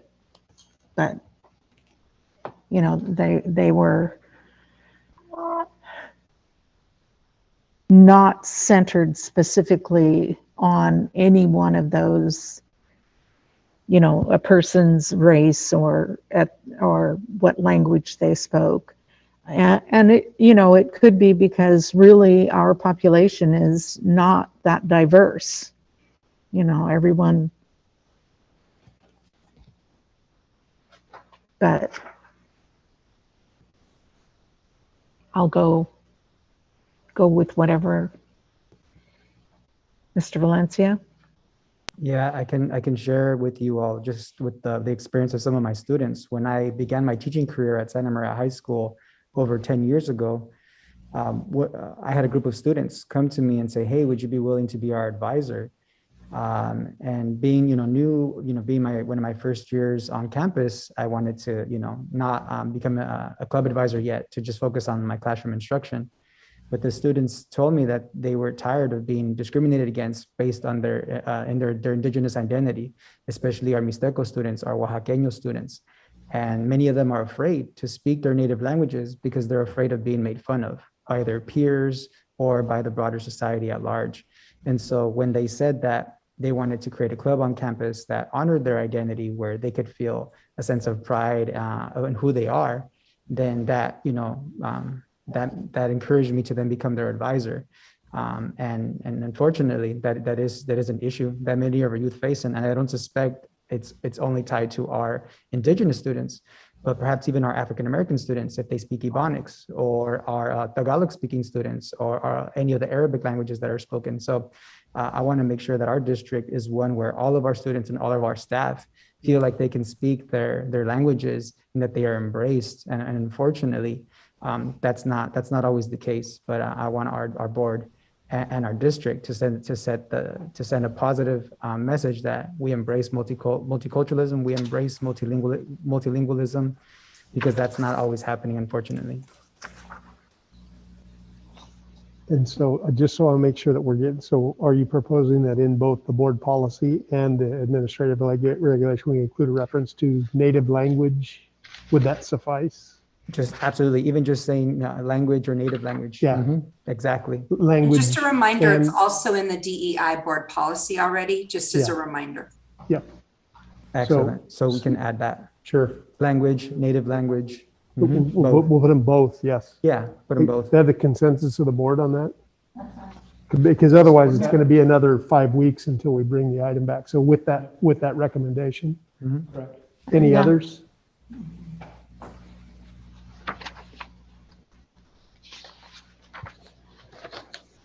And what I'll do is we'll modify that and I'll include it in the Friday packet. So you get that added in. I'll put it in you know, some other font so that it stands out. Okay, thank you. Anything else? Thank you. That's good input.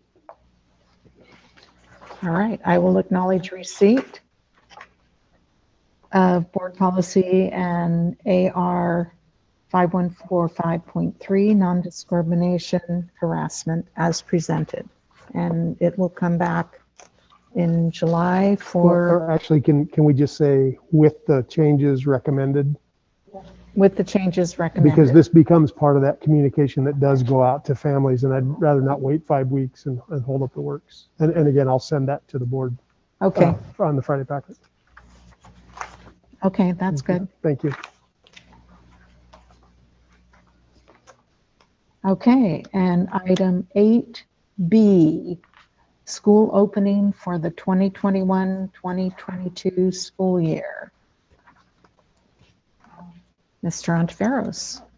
This is, can you hear me? Okay, good. Luke, you're showing your email. Thank you. I see that. This is a rehash of the presentation I made 2 weeks ago. Unfortunately, the budget, as Brian referenced, still has not passed. So we're still waiting on trailer legislation, but there are some other things that have happened in terms of Cal OSHA regulations that were recommended and adopted as emergency temporary standards by the governor last week. And so I quickly just want to go through the public health considerations again, those emergency temporary standards, and where we are with the budget and the impact on reopening. And similar to that policy, the policy recommendations, we can't wait on some of these things because we're not going to have another meeting in 5 weeks. So I want to give you some updates on where we are moving forward. So relative to the reopening update, the metrics, I shared the last time that the whole state had gone to yellow. What's happened since then is we're safely reopened as of the 15th. And so all this monitoring that we followed so closely over the last 15 months is gone. So it's really direction, right? Let's continue. Let's be smart now that we've come through the other end of this tunnel. And so I'll reference back to some of these masking issues and some of these other pieces, but the specifics, we're still waiting on CDC guidelines for schools, which means we're still waiting on California Public Health Department guidelines, any modifications, and which means we're still waiting for the specific county guidelines. We're continuing to meet with the county on a weekly basis just to be kept up to speed. But as far as the metrics go, we're in off of that old blueprint. This next piece again is the CDC still operating off of the 2021 academic school year guidelines. There has been what we did get in the public health, the recommendation out of the meeting yesterday was I referenced the last meeting, thought by September or October there may be a authorized vaccine for under 12. There's been some snag in the testing. You may have heard there's some issues with, the term's escaping me, but it's swelling of the heart in a high incidence number. So they're really kind of pumping the brakes on the vaccination piece. And again, kudos to, this process. I mean, this is going so rapidly in terms of developing these effective vaccinations.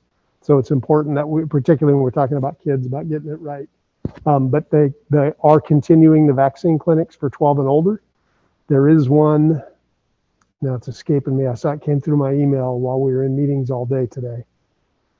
There's one this weekend, I believe, that I'll include in the Friday packet that we'll get out as well.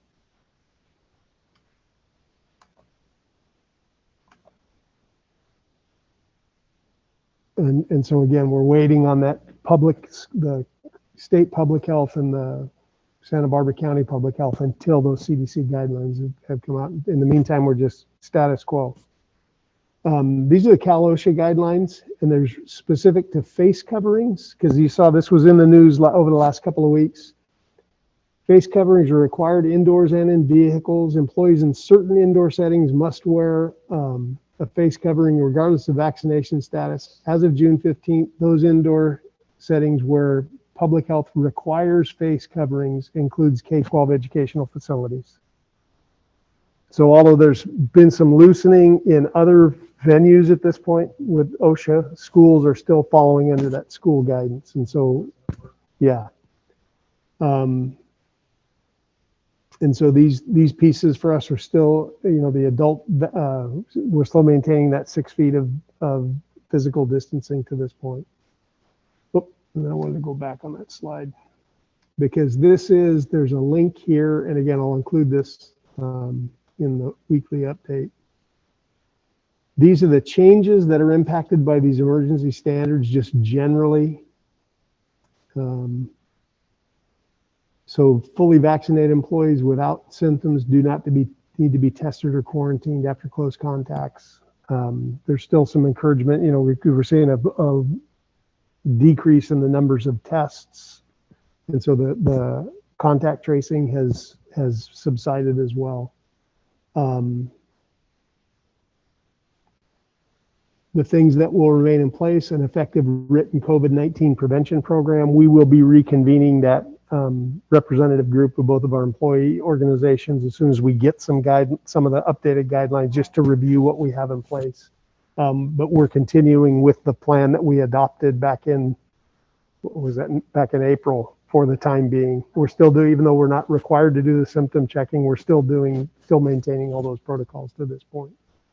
And then the physical distancing requirements, and I think this reference in here about, oh no, it was in the one I shared before, that the K-12 piece, we're still required to maintain the physical distancing and the masking as a K-12 institution. This is probably the more relevant piece, because we're still, even though Brian mentioned earlier that the budget needs to be approved by the end of the month, today's the 23rd, it came from got through the legislature, which got them off the hook for being paid because it had to be by the 15th. There's still some wrestling going on between the legislature and the governor's office at this point. However, that order for in-person learning stands.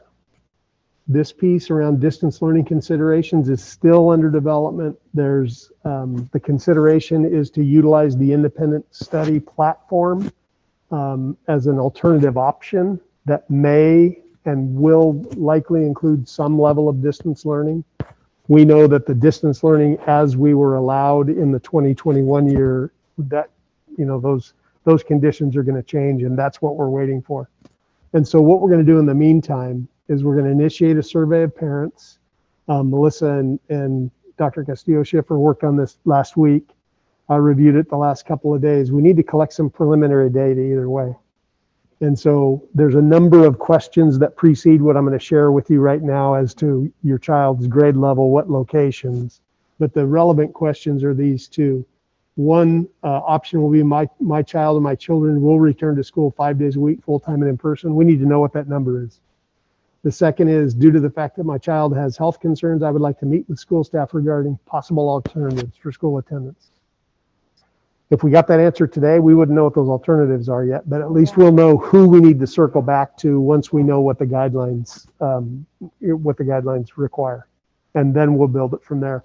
Ms. Dutra met with representatives of the Teachers Association last week to talk about what that looks like, or what that may look like. Don't anticipate that it's going to be a large number. Based on the return that we've seen to children to summer school, based on the continuing decline of numbers, of the transmission rates. So I'm hopeful that by the time August gets here, all this stays on the same downward or flat trajectory, so that we're looking at most of this being in our rearview mirror, and then just working with that small number of folks that would legitimately have a concern that we're going to need to figure out to address them, but we will be required to address it through whatever those guidelines are that come out of the legislature. And I don't know, I did something crazy on that slide. Luke, before you move on to the next slide, I'm just wondering if, where it says, due to the fact that my child has serious health conditions, is that, did we put it in that language because that's the only exception coming from the state? Or, because I'm just wondering, for example, some families might be worried about, say, the variants, for example, right? And so we didn't say conditions, it says concerns, right? Because conditions would be more limiting. And again, without knowing but I wanted the board to be aware, because we're going to need to have this in place before we meet again. right? And so this is our intention, is to get the survey out, collect the data, weigh it, and then, really what you're inferring, Ricardo, is what are you going to do with the data once you get it, right? Yeah. And how are you going to characterize? And it'll be a follow-up with folks to really, what is your concern? How much of that is information, right? That we can provide you that might say, oh, okay, now that I know that, the guidelines on buses have been, released or, less strict. Okay, I'm comfortable. And it's just really, who do we need to follow up with to provide more information to? Yeah, because the spirit of why I ask is this is the first time I'm seeing, these two questions. Mhm. And I want to make sure my perspective is I want as many of our students to come back now that it is going to be Yes. safe, right? Of course, we're not going to put any of our children in harm's way or our staff. So if we want to promote that, how can we ensure that our families feel like it's safe to do so and that the Right. questions themselves are not confusing, that they're crystal clear, right? Keep them short, but make sure it's crystal clear so that for those that are concerned, we can answer their questions, reach out. And that's the challenge right now, is because we don't have all the information we need. They're not as precise as we'd like them to be, but we do need to start categorizing. Because there are a number of folks who say, my kids are coming back. I've been waiting for, a year and a half. I want my kids in school. Right. And so I believe in my, my feeling is that it's going to be a majority of folks are going to feel comfortable.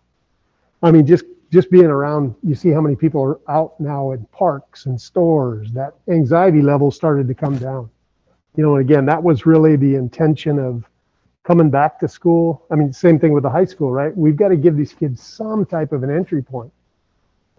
Because if you wait until a whole nother year and we have all this at the beginning of a year, then we're really going to lose that runway. And so to your point, we just need to start initiating that dialogue so that we can, address individual concerns, and where those are more generalized, that we, can use some broader communication as well.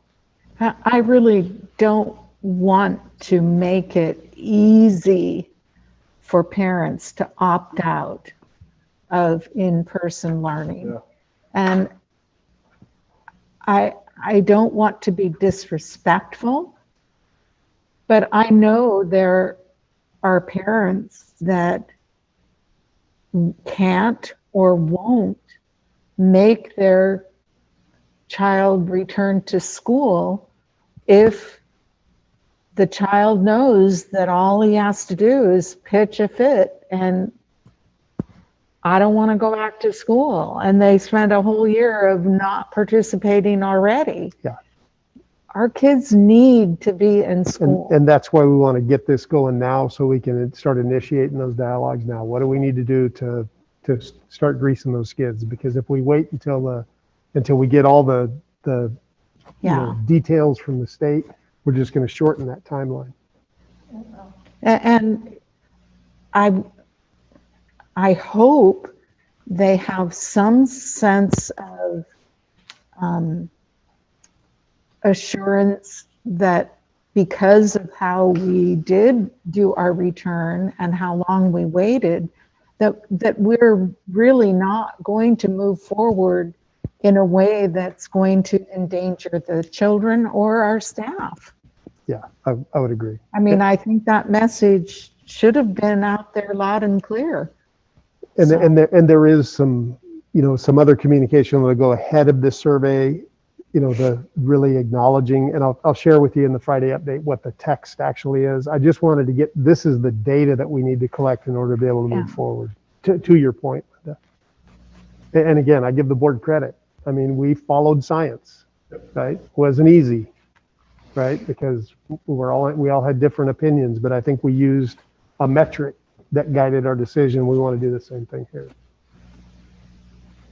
So that's really it. That's all we know at this point. I anticipate that hopefully by the end of the week, the legislature comes to some conclusion on these last few issues that are out there. Hope. And like Ms. Dutra likes to say, hope is not a strategy, but in this case.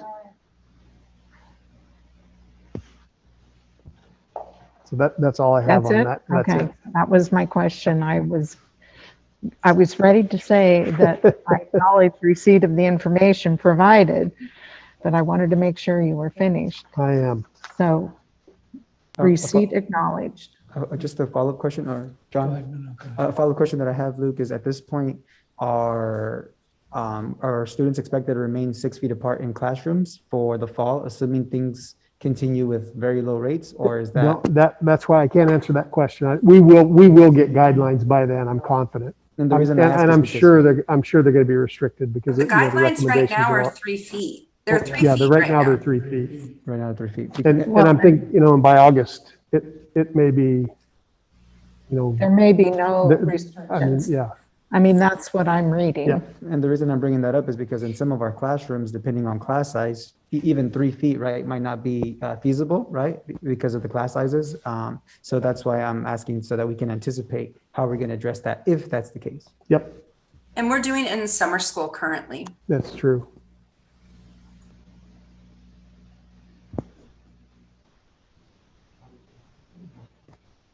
Okay, moving on to item 8C. Discussion, first reading governance policies, accountability, consultation, and advisory. And thank you, Ms. Cordero. And again, this is a follow-up from the last meeting because I knew you got fire hosed with a bunch of stuff in your packet this week. And so what I want to do is I want to quickly go through this, and it goes back, as I mentioned earlier when we were having the conversation, the LCAP. It really is kind of a reset on, from a governance standpoint, how do we align practice here to all those pieces that are in the LCAP? And what you'll see as I quickly go through these is that's really the preponderance of those issues. So again, just to go back a little bit to last week, I'm not going to cover everything, but when we met as a governance team, before Mr. Valencia was on the board, but the 4 board members and myself really around governance, we did that first workshop around, we developed that handbook of unity of purpose, the roles and responsibilities, those standards. And then this was the work that we were embarked on. Reviewing and approving the governance handbook. We did that the first year I was here. We conducted that board self-evaluation at the end of the second year. You remember we did that through CSBA. We've worked to create a governance calendar that isn't, is really more tied to the LCAP itself, right? Because when you look at facilities, finance, human resources, and then the teaching and learning part, there's no way to not have board meetings, even twice a month that are 8 or 9 hours long if we're going to go in depth to all those things. So it's really how do we develop a calendar so that we know when and where to address those issues. And we've tried to cycle in, back to Ms. Herrick's presentation earlier today, similar patterns with that LCAP stakeholder group, with what we do with our leadership group, so that there's some resonance between those conversations.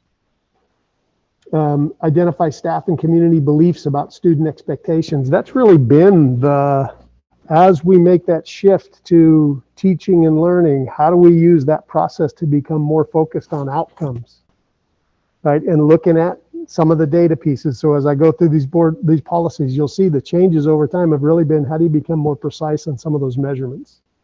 And then finally, conduct that board bylaws and policy review. We did that bylaws review the first couple of years I was here. Remember, I gave you those big, thick blue binders. I'm sure you all have them, refer to them regularly, right? And we went through and tried to align all of those to the CSBA standards, right? Because we can't be, we're a big district, 21 schools. 17,000 kids is pretty sizable. We're not a mom and pop anymore to just, have the cigar box where we run things. We really have to have a standard. And that's really where that CSBA design and the Masters in Governance gives us a balancing point. And Linda and Vita have sat on that County School Boards Association body for the whole time I've been here. And that monthly meeting of how are things going across the county, right? So that we've got some comparison. Because even though our communities might be different, there's a lot of common elements as well. And that's really the basis of using a standardized measurement or a standardized platform. And that's really what CSBA provides, that California School Boards Association that we're working in concert. Because our kids move from community to community, within the county, across the county, and across the state. So this was the list that I provided last week or 2 weeks ago in the meeting, really talking about these are the policy pieces that I really want to focus on. And if you remember, I shared this quote in the presentation. Things remain the same because it's impossible to change very much without changing most everything. So as I look, when I just talked about accountability, consultation, and advisory and referenced these policies, when you start unwinding them, the list grew to this, right? Because they interconnect. Nothing in a system works in isolation, right? So Mr. Valencia, your questions of Brian about, what's the most effective, from a financial standpoint, Melissa's comment of, Brian can't honestly answer, he can answer that question in a narrower scope. From a broader scope, right? It's because all those cogs interconnect throughout our system. And so what I'm going to do is I'm going to quickly, like Evelyn would, go through this list of policies, talking, in this order and how they connect and interconnect through this link. Yeah, well, yeah, you know what, and that's a good point. That's a really good point. When you look back, a lot of these were back in the 80s. 1986 was my first year teaching. I think a couple of things have changed besides the color of my hair since 1986, right? And so when we have policies that have been in place that long, and again, this is not a judgment, it's just a lot of things have changed. But from this standpoint of governance, how has our approach changed to align with that? Mm-hmm. When we adopted that diversity policy back in January or February, that was a unique opportunity. We didn't have anything in place. So it was a place to really get a stake in the ground around an issue to start connecting some of those dots. But what it infers to us is we got to go back and look at those other things. What are those other elements that get impacted as well? And so that's really my intention in going through these. And again, quickly, because you had all this information, I'm going to stop at the end of each one for any comments, because this will come back as a second reading with the language proposed at the July meeting. Okay? Whoop, lost my link. So you'll see that 23 that I had on the list grows to 36 in this exercise I'm going to do, because I'm going to talk about what we currently have, what the model is, and what the proposed is in connecting those dots. And what you'll see in some instances, the policies we have are outdated, and we can't continue to keep them. There is a replacement under CSBA that's more reflective of what's happened in the last 35 years. And so the recommendation will be that we delete some and replace them with some others. So this, to start with, this board policy from 2003, goals of the district, is board policy 200. And it talks about the board shall adopt long-term goals around all these various issues: orderly schools, achievement, needs of students, fiscal integrity, all the things that we talk, that get our cogs of that LCAP. And this was from 2003. It has since been modified. That as part of the governing board responsibility to set the direction for the school district, and this is more in line with that governance perspective, the board shall adopt long-term goals. And what you'll see in this asterisk part is this is the CSBA includes all the legal reference, and it's all around LCAP, because the LCAP wasn't in place in 2003. It's only been since about 2013 that the LCAP's been in existence. And so these are recommendations. Goals should be established for all students, each numerically significant subgroup, as indicated in Ed Code 52052, which didn't exist in 2003, which reflects the LCAP. The LCAP shall include a description of the goals.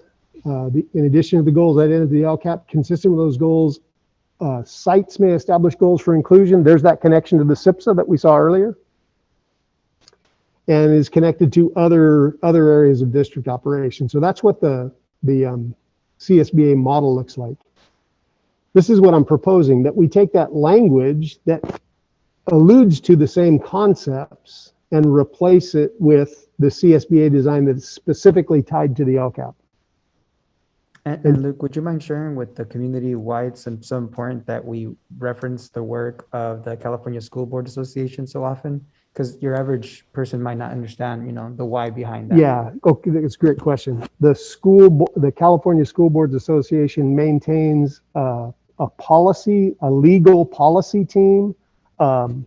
They're engaged at the governance level with the legislature. So when we're waiting on issues like this, the budget development, they're our pipeline to the current issues, current legislative issues, current policy development issues that are impacting expectations for students. So they really are our best backdrop for what are the expectations on a much broader scale than just any single classroom or one of our schools or even our 21 schools. Thank you. That's a great question.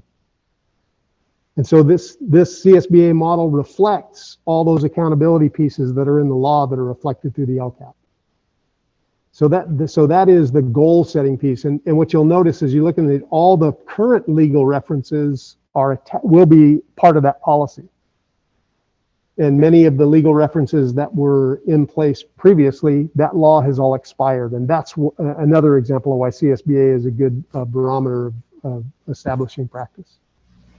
And I'll just interject here that most, I don't have any idea how long CSBA has been an entity or participated in this, but since I've become involved, it is pretty standard practice to go to CSBA for model language because it incorporates any required elements legally. And like this specifically refers to LCAP. Yep. Well, when LCAP goes away, or LCFF, then that would be the trigger to come back and revise this policy so that it aligns with current law. And I appreciate it. And they see it. We are a member of the California School Boards Association. We maintain membership to their legal advisory group so that we're entitled to this work product that their team of legal experts engages in. I'm just going to look over at Kristen. It's hard to keep up, right? Because the law changes quickly. But as you see, as we go through this, many of them, there have been multiple iterations that we haven't kept up with. And so this is really a good starting point to start to align those things with a more current practice. So no questions about 200. That's really around goal setting. This next policy that we currently have in place is Board Policy 210, goes back to 1987, and it alludes to the annual review for the status of the district. Same concept. How are we doing compared to what we set out to do? But this policy doesn't exist in the CSBA module anymore because it's incorporated into those changes in 200. Because it talks about the LCAP. The LCAP already builds in all those annual requirements. So my recommendation is that we delete 210 because all those elements and concepts are incorporated into the new, what would be the new 200. This next one is Board Policy 500, accountability. This was adopted by the board in 2000, April of 2000. And so again, the governing board has a responsibility to continually re-examine programs, practices. And again, this is 2020 or 2000, so it's been 21 years. Report to the board regarding progress towards the vision, district goals, get feedback. And again, these are all things that are embedded into that LCAP process now, the requirement, everything we have to do, the county, just like we assured that each of those SIPSs follows a standard guideline, our LCAP that Rebecca's team worked so tirelessly on gets forwarded to the county office, and the county says, okay, did you adhere to all the guidelines? So there are some checks and balances. And so the CSBA 500 around accountability incorporates in all those elements that are part of the LCAP. And you'll see right there at the end of the first paragraph, monitor results, evaluate progress toward accomplishing the vision and goals set forth in the LCAP. Because that's tied to law, right? These are the legal requirements we have to have in place. And so there's a lot of legal references in there. Performance shall be annually evaluated based on multiple measured through the dashboard. We should demonstrate comparable improvement through those subgroups. So when you look at that dashboard, it's not just your aggregate, it's broken down to every significant subgroup. What's the impact? And it refers to what, what comprises a group. You're gonna provide reports to the board and public around school performance. Evaluation results may be used as a basis for revising district or school goals, right? Rebecca mentioned that those single plans and our LCAP, our best practice is to continually review that and not just at the end of an annual cycle. And so my recommendation on 500 would be that we take that existing language from 2000 and replace it with the language that reflects the new LCAP requirements as well. So those kind of become the goals and the accountability, right? How are you going to set goals? How are we going to monitor? This next jump is to really governance and the superintendent's role to the board in governance. And this is a board policy 2120 adopted by Santa Maria Bonita Board in 2001 that is no longer in place. But the concepts contained there are reflected in the next two CSBA policies that I'm going to share. So it talks about the relationship of the superintendent and the board. Superintendent's the chief executive and leader of the district, hired by the board to maintain all the operations within the district, take an active leadership role in development improvement of the instructional program, articulate educational issues before the community, remain current on educational thought and practices by reading educational publications, attending conferences, visiting other school systems outside of our own, comparing our, this is where, again, where CSBA is an advantageous element because it's across the entire state so that we're keeping pace with what's expected. So the proposal would be to eliminate 2120 because it doesn't exist in the CSBA design anymore. And the reason being that there are two CSBA policies that represent that superintendent board governance role. And this first one is the superintendent's responsibilities and duties. So the board requires to establish a productive working relationship with the superintendent and that the superintendent's work is focused on student learning and achievement and the attainment of the visions and goals around student success. The board shall clarify expectations and goals for the superintendent. As the chief executive officer, the superintendent shall implement all decisions and manage instructional and non-instructional operations of the schools. The superintendent serves as a member of the governance team and has a responsibility to support the board operations and decision making. And in that has the authority to delegate to others to do the actual work because the governance piece occurs here. The operational piece occurs out there. And so that's really the role of the superintendent, just specifically articulated. And so my recommendation would be that we adopt that policy in replacing the 2120 that was in place previously, in addition to the superintendent governance standards, which is this 2111. Because the board recognizes that effective governance requires a collaboration and teamwork with the superintendent. The board and the superintendent have unique roles and responsibilities. And these are in order to support the governance of the district, the superintendent will promote the success of all students, keep focused on learning and achievement, supporting public education, recognizing perspectives of staff, student, parents, guardians, and ensures that the range of views informed decisions, acts with dignity, serves as a model of lifelong learning. All these elements that were reflected in that initial 2120 are now separate. So that it creates kind of the three legs of the stool are accountability, governance, and administration, right? Working in in concert with one another. So my recommendation would be that we take that 2111 and adopt it because it incorporates in those previous 2120 elements. Questions, thoughts on those? They're just kind of foundational pieces. Something that I noticed, Luke, was that there's a lot of language of he or she. And what I'm noticing is that there's a lot more inclusive language that we now have access to, such as they or them pronouns. And so, I'm appreciating a lot of what CSBA has done as their template. but I would just make as a recommendation that we use more gender affirming language, such as they, as opposed to him and her, which is very like gender specific, and not everybody identifies with those gender identities. You take out he or she? Yeah, so for example, some folks do not identify with he or she. Everybody else that identifies as a he or she. Mm. So you want to make it then or them. Yeah. So for example, so I identify with the gender that I was ascribed at birth, right? So you can refer to me as him or him, but not everybody who looks like myself identifies with those pronouns. So it's not saying that you can't identify that way. No. It's just saying that those pronouns are more affirming to those identities, because not everybody identifies with he or she pronouns. That's all. It just makes it so that if our next superintendent identifies with they pronouns, they'll feel honored, as opposed to feeling like they have to subscribe to a particular gender pronoun. So it just makes it more inclusive. That's all. Doesn't take away anything from anyone. The consensus of the board, one way or the other?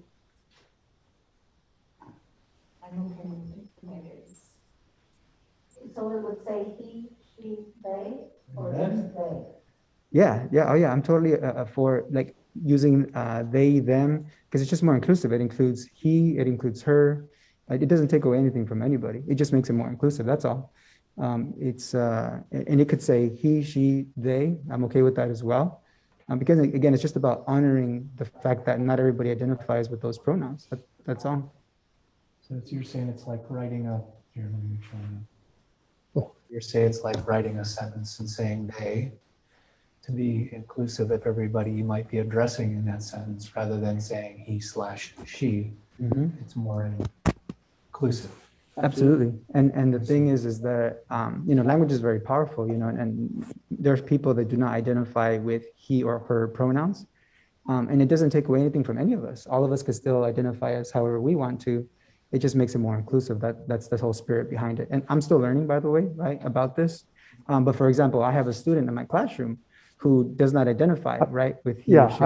I guess I'm just consensus of the board. If this is coming back, is there a consensus of the board of how you'd prefer, would that a modification or maintain as is? I don't think I'm not maintaining as is myself. I'm okay with maintaining like this. Yeah, for that same reason, I could go with they. I don't see that it's negating anybody.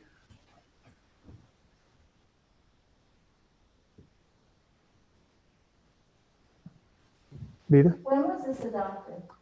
This good question. This policy from CSBA, I got to go back. I pulled it up for the proposed.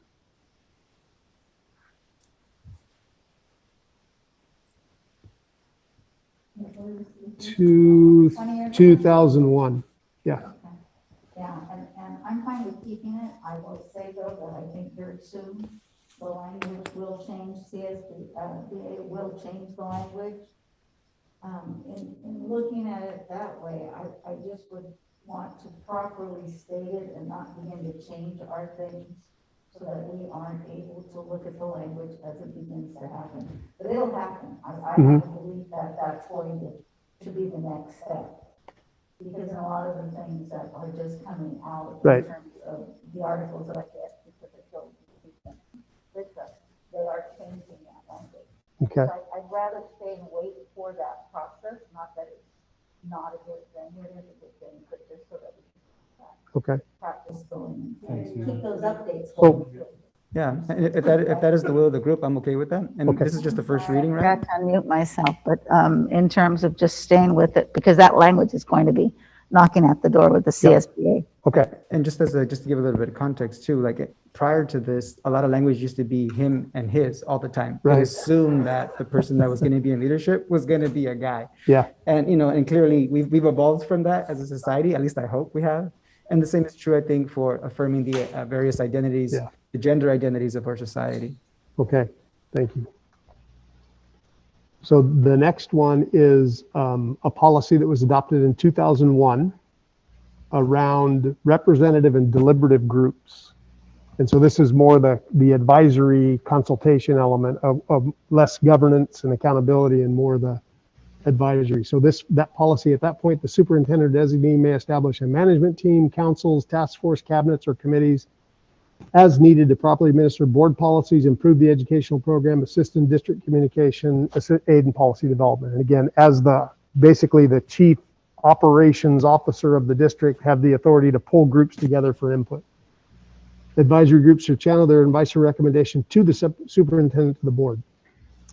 So that was the policy that we have in place, was adopted in 2001.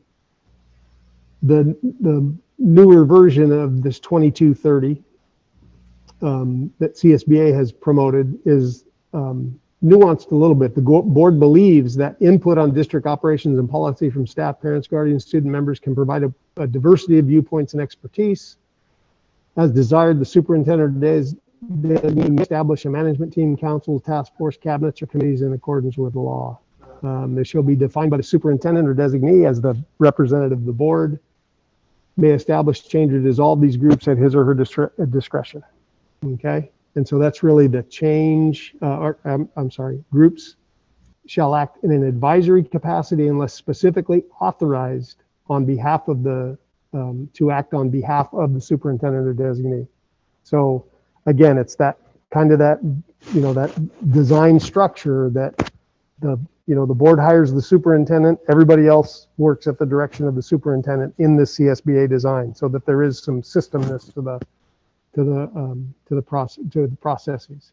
So that's the CSBA module, the more recent module that was adopted in 2001. So the proposal would be to take, and again, the concepts aren't very far apart, but what it delineates is the governing board's role in that, right? Before it was about the superintendent, now it's really the board belief is, so from that team standpoint, this is the best way of operation, so that becomes the expectation for the superintendent. So my recommendation would be to incorporate in those same the deliberative group language as promoted in CSBA. It's just a little richer and fuller in content.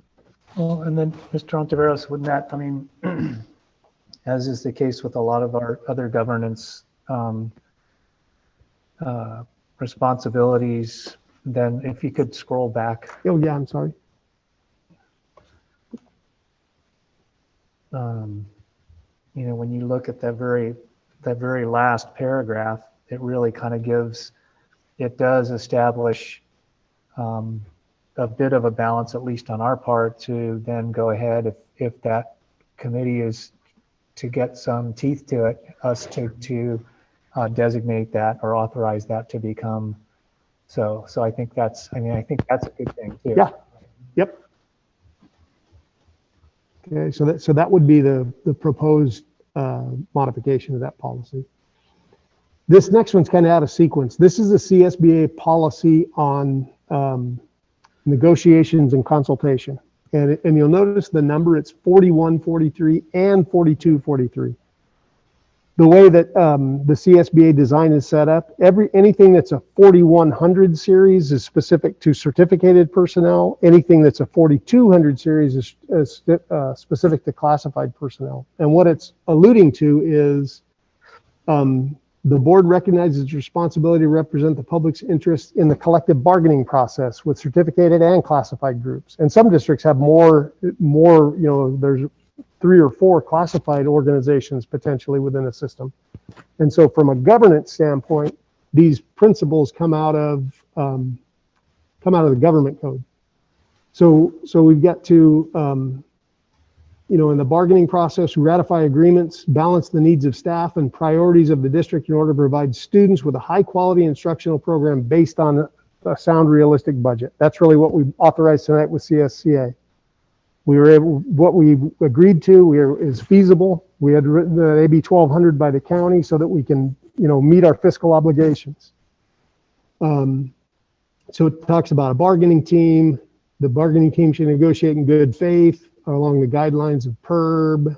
A reasonable number of representatives from the employee group will have the right for release time. The bargaining team shall establish standards of conduct. The board and its negotiators shall not knowingly provide the organizations with inaccurate information. The board shall monitor the progress of negotiations, and we always do that through a closed session. That's our opportunity to keep connected. And the board and or superintendent shall keep the public informed about the progress of negotiations, the way in which negotiations may affect district goals unless otherwise agreed on. Whenever the district has a qualified negative certification, it shall allow the county 10 working days to review and comment on those agreements. That's an AB 1200 process. Once the final terms have been ratified by the membership of the employee organization, like we just did tonight with CSEA, the contract should be presented to the board at a public meeting for acceptance. Any agreement shall not exceed 3 years. In the event of an impasse in negotiations, which is where we are with the certificated bargaining unit right now, the district should participate in good faith in mediation and fact-finding procedures. So that's from the beginning to the end. Following adoption, any subsequent amendments, MOUs, come to the board for approval, because we all operate under the authority, regardless of our classification or our role, we all operate under the authority of the board. Consultation is limited to this one paragraph. The exclusive representative of certificated staff may consult with the board on the definition of educational objectives, determination of content and curriculum, and the selection of textbooks. Those are the 3 areas of consult. And the nice thing about the CSBA design is they provide this cross-reference to a policy, a developed policy that reflects those standards. So what I want to do is go next to this policy 6011. This is the CSBA exam policy around academic standards. We do not have this policy in place at present. And what it talks about is the governing board shall adopt high standards for student achievement, which challenge students to reflect the knowledge and skills needed to be adequately prepared for post-secondary education, employment, and responsible citizenship. The superintendent designee shall provide the board with recommended standards using a process that involves teachers, school site district administrators, students, parents, guardians. So you establish an opportunity for input, just like is recommended through the LCAP design. This alludes, this next paragraph around the content areas, talks about that broad course of study. District curriculum instruction, student assessments, and evaluations of the program should be aligned with district content standards in accord with the education code. Standards of expected student achievement shall also be used in evaluating teaching performance. This doesn't mean that evaluation is based on test scores. This cross-reference to this ed code talks about, and this is reflected, Vita, you know this better than I do, this is reflected in the CSTPs. You know, we're going to establish standards of expected pupil achievement. That's the academic standards, right? And we'll assess performance related to the instructional techniques. Are we utilizing the adopted curriculum? Are we utilizing the material? Are we maintaining adherence to objectives? Maintaining that suitable learning environment? So all those things are a requirement of the law. But I wanted to point that out because it's not, you get evaluated based on these test scores your students achieved. It's really around, are we building that climate of learning and all those elements that result in high academic achievement. The superintendent shall annually communicate the standards, staff shall assess student progress, and that's the recommendation. What we have in place around instructional objectives was adopted in November of 1986. And a lot of things have changed. We didn't have I don't even think we had frameworks. I think the first English language arts framework was 89, if I remember correctly, right? So this is what we had adopted back in the day. The Board of Education directs the administration to consult with instructional staff to develop, maintain objectives. We used to do that. Yeah, we did. Right? That's how I remember my first couple of years of teaching, man, I was up all the time planning, pulling stuff off because the materials, the standards, statewide standards had not been adopted. So this is, this single paragraph compared to all those elements that are embedded in really is a reflection in the change of time. So my recommendation would be that we replace the 6010 with the 6011.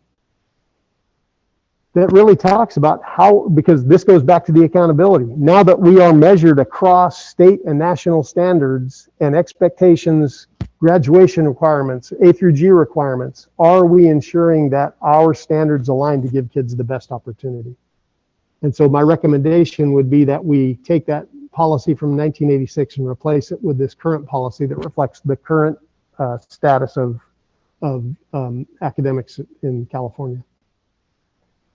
Similarly, 6141 is reflected in that consultation piece, talks about curriculum development. We don't have a 6141. And so this talks about the board desires to provide a research-based sequential curriculum, promotes high levels of achievement, content objectives that are to be taught at all schools, aligned with the district's vision and goals, board policies, academic content standards, frameworks, district assessments, graduation requirements, improvement plans, and related legal requirements.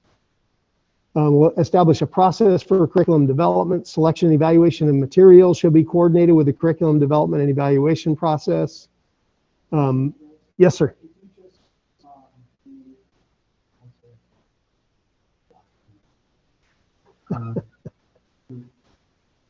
Yeah, just a little bit higher up there, because I think it's important that we note that, again, there's an inclusive process in this. Yep. The professional expertise of teachers, principals, district admin. I mean, I think that's really important to not just roll by. Yeah. Well, the proposed reflects all that, but this calls out what consultation should look like. Right. Right. And it's aligned with those deliberative groups that are in that other process that we're following a similar design all the way through. It reflects 6140 very exactly. It's almost the same verbiage, but I just wanted to make sure that. Yeah. Thank you. When representing a recommended curriculum for adoption, the designee shall provide research, data, other evidence around the effectiveness of the curriculum. And again, that's different now because things are state adopted like they've in the past. We made a lot of choices, and now there's very prescriptive about what meets the standard on a statewide level. And the board shall establish a review cycle for regularly evaluating the district's curriculum, an overview, based on, again, on those feedback loops and those deliberative groups. This is, somehow I got all these off. I had them all set up right on the pages. We don't have the 6140, but ours is a 6141, again, that goes back to November of 1986. And it's the curricula of our school shall be in harmony with the Board of Education's adopted goals and requirements. Again, we didn't have statewide standards back then.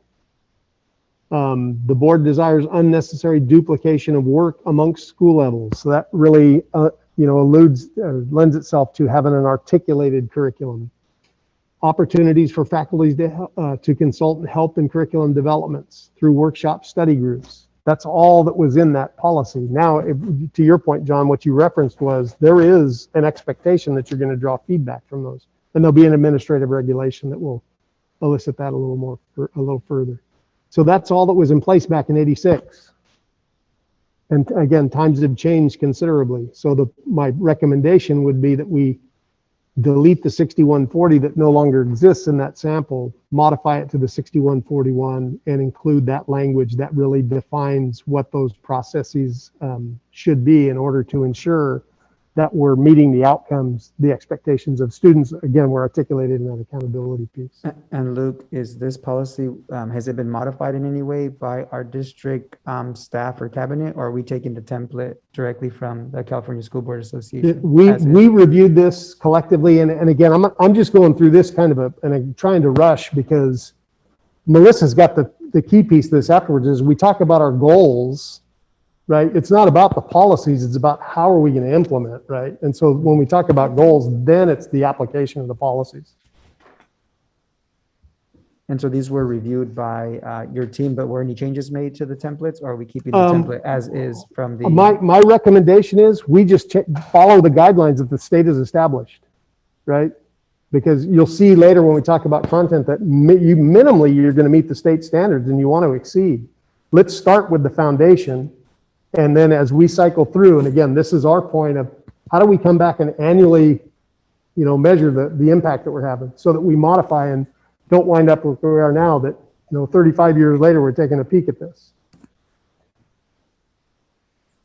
So this is the selection evaluation of instructional materials, that third area of consultation. And this is the state, the CSBA model policy. So the governing board desires that materials present a broad spectrum of knowledge viewpoints. There are materials based on determination that materials are an effective learning resource. And here all the legal references, because again, there's a whole new process for the adoption that didn't exist back in 1986.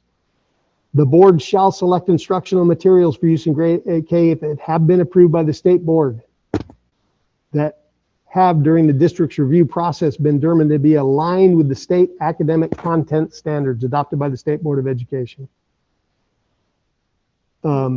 In selecting or adopting, the board shall consider the recommendations of the superintendent designee and or an advisory committee established to review the materials. And there's an accompanying administrative regulation that talks about what that looks like. But again, this is just keeping in alignment with the new standards, ensuring that materials are aligned. And then there's this policy about the sufficiency of instructional materials. Even though we haven't had that in our policy, we've done that because that's been a legal requirement. You remember the beginning of every year, we certify that we have all the materials that we're obligated to have under the law. And this refers to it. The hearing should be held on or before the 8th week of school. That said education code specifically. The board encourages, and again, this is the point you made, John, on the previous one is reflective here as well. Participation by parents, guardians, teachers, community members. This is and this is about the sufficiency of materials in each of the content areas. There's some 912 stuff that's in the model that we won't reference. If the board determines there are insufficient textbooks, the district will provide information to teachers in the public setting for the percentage of students who lack. And so that it ties back to that Williams complaint that we get updated on annually. And so this really is a broader context. You look at that the policy that we had in place that was adopted in 1986 is pretty sparse by comparison. It expects that the administration will adopt guidelines, procedures, criteria will assure that materials, books recommended to the board for adoption will meet the requirements. We've done that. The first year I was here, we had the adoption of the language arts policy. That was a good practice. All that piloting, it was aligned with the education code. It went way beyond what was in policy. So this new policy just is a broader base for for every one of those issues as we develop them. And so my recommendation would be that we take the 6161 as exists and just utilize that basis that the CSBA is built around, that is aligned to that broad course of study, that kids have sufficient materials, that they are standards aligned, and that and this is the reference, this last part, the complaints, the Williams complaints are part of our practice, that we're guaranteeing that our kids have access to what they're entitled to have. Yes. Yep. And I had unmuted myself and I muted myself to talk. Lucky for you guys. So it's almost as much a comment as anything. Because when I started on the board, we were still at a foundational point where we had campuses using different things, and that's when we started to, there were exceptions because they liked it. There wasn't necessarily any indication or strong indication that it was any better or necessarily maybe even any worse. So I felt like that the process had definitely become more focused on a broader exposure and giving all kids equitable access. So I guess that does give me a little bit of a question. So it's kind of a logistical thing. Do we get some of that input on what the curricular choices would be? Because it sounds like everything is state aligned now. Mm-hmm. There's not going to be any choice that's not state aligned. It's just... There is a separate policy here on supplemental materials that I'll go through in a minute. Oh, okay. But as far as the core curriculum, you know, the comment that was made earlier, this seems like a hostile corporate takeover. There's no hostility about it. Those are standards aligned requirements for every kid in California. No, when I'm talking, right? no, well, all I'm asking, I'm just curious. I'm just asking, like, does the input come before and after those we try to distill down the curricular choices, or just after or just before? Is it kind of both? Are you talking about an adoption or curriculum? Yeah, like when you're looking at curricular stuff. Yep. Okay. The practice now is that publishing companies specifically design textbooks for California adoption. Right. Multiple companies may produce textbooks for, let's say, social studies. So there could be as many as 6 or 8. And usually the county hosts an open house kind of thing where a group can go from a district and get a preliminary look at those textbooks.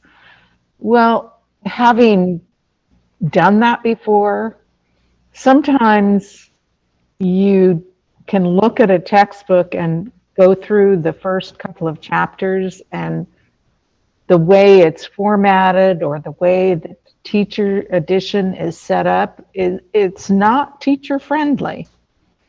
Or the textbook is all black and white, and it may not fit with what you think is going to be best for the students in our district. So you might ask 2 or 3 or 4 of those publishers and to come and make a presentation to what used to be an action team, but a group of teachers and administrators, and the representative stands there, talks about all of the great qualities of the program, and you have some time to look at it. And then the next step is, when we were still doing it, we never looked to pilot more than 3 programs because it was just too unwieldy. It already is a huge process. And that's really what this next administrative regulation really does stipulate what you described, John. What's going to be the filtering, what's going to be the application, what's going to be the refiltering. Yeah, that's why I was just. So there is a need for teacher or professional input into that process. Gotcha. Okay. That, if that gets to the point of what you're asking. Yeah, because we always end up hearing about the second half of it. So I was right. I do want to completely answer your question. It's not just on the front end. So for mathematics, I will give this example. We've had the mathematics adoption for a few years now, and we've taken a lot of teacher feedback on some of the units in certain grade levels that aren't quite hitting the mark for us. And so that's part of the work moving forward, is how do we systematically provide some system supports in areas that teachers have really dug in and done the work and then said, this just isn't getting at it, because no program's perfect, right? And so we've taken that feedback, and there's a lot of next steps that are going to be happening around that. Ironically, the state of California is doing the exact same thing right now, because the curriculum is based on the framework. And now they're looking at the framework and saying, there's a reason why all the kids are really struggling to make progress around math. Did we have the framework off? And so they're really doing deep dives on that. But I do want you to know that there's feedback always, right? It's an always ongoing loop to ensure that we have the best in front of our kids. So I think it was a great question. Thank you. And again, I want to reiterate that when we talk about goal setting, that really is, what are those cycles we're going to, we talked about those groups last week, right? Or at the last meeting. How do we ensure that we're getting that broad input across all those issues on an ongoing basis? just like as a governance team, we're going to come back and evaluate. Okay, how did we? This is what we said we wanted to accomplish. Did we get there or not? If not, why? If yes, why? Well, but it's Right. even what Melissa was talking about earlier when you say all our different docents are also literacy. I mean, they're also literacy, Amen. right? Yep. So you want to see concepts going across the curriculum. So that's all. I guess I've kind of diverted, but it was one clarification. But it's a good question because we want to connect. We talk about policy, but what's the impact? Yeah, right? exactly. If we're creating policy, it's not having an impact. Why are we wasting our time with the policy? Yeah, and you use rich language all across the curriculum. Guess what happens to your literacy? Yeah. So this next is the administrative regulation, really the operational side of that around 6161.1, which is instruction, and it is that review process. So the process for evaluating instructional materials shall involve teachers in a substantial manner and encourage the participation of parents, guardians, community members in alignment with the education code. If we're considering the use of instructional materials that have not been adopted to the State Board of Education, that will ensure that a majority of individuals in the review process are classroom teachers assigned to that subject area to really do what Melissa was just describing. Are we getting feedback on impact? Luke, I'm just going to throw this in really quick. We also get feedback from parents. We brought parents in, and we did it in a number of languages where they go through the materials and we teach them and they show them. So I just want to make sure that that's known. It's not just teachers, it's everybody. Because it goes to this point of all recommended instructional materials shall be made available for public inspection. So everybody has that opportunity for input to support Melissa's point. And then when possible, to the point Linda was making, the district may pilot instructional materials in a sample of classrooms, the stuff that we think, hey, this is worth looking into. And so there's a whole stipulated practice on ensuring that process is balanced, that there are feedback loops, that there is some criteria established.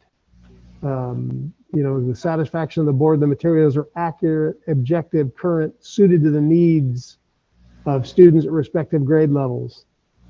Aren't commercially connected.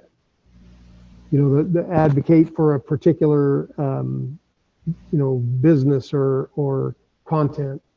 Number 6, meet the requirements of the education code specific for specific subject content included, but not limiting, accurately portraying society's cultural and racial diversity. So here's a connection back to the diversity policy that we adopted. And again, all these things interconnect in practice.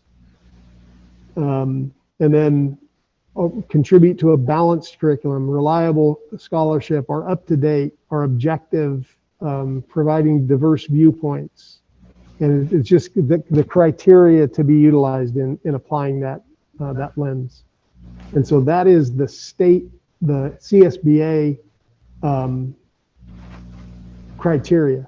And then there's, for those that are involved, that folks are going to be objective. They're not going to be subject to receipt of any kind, because to Linda's point, there's a lot of money to be made in this process. That's why the publishers do it, right? And so the folks that are involved aren't being compensated. They're honestly, measuring impact.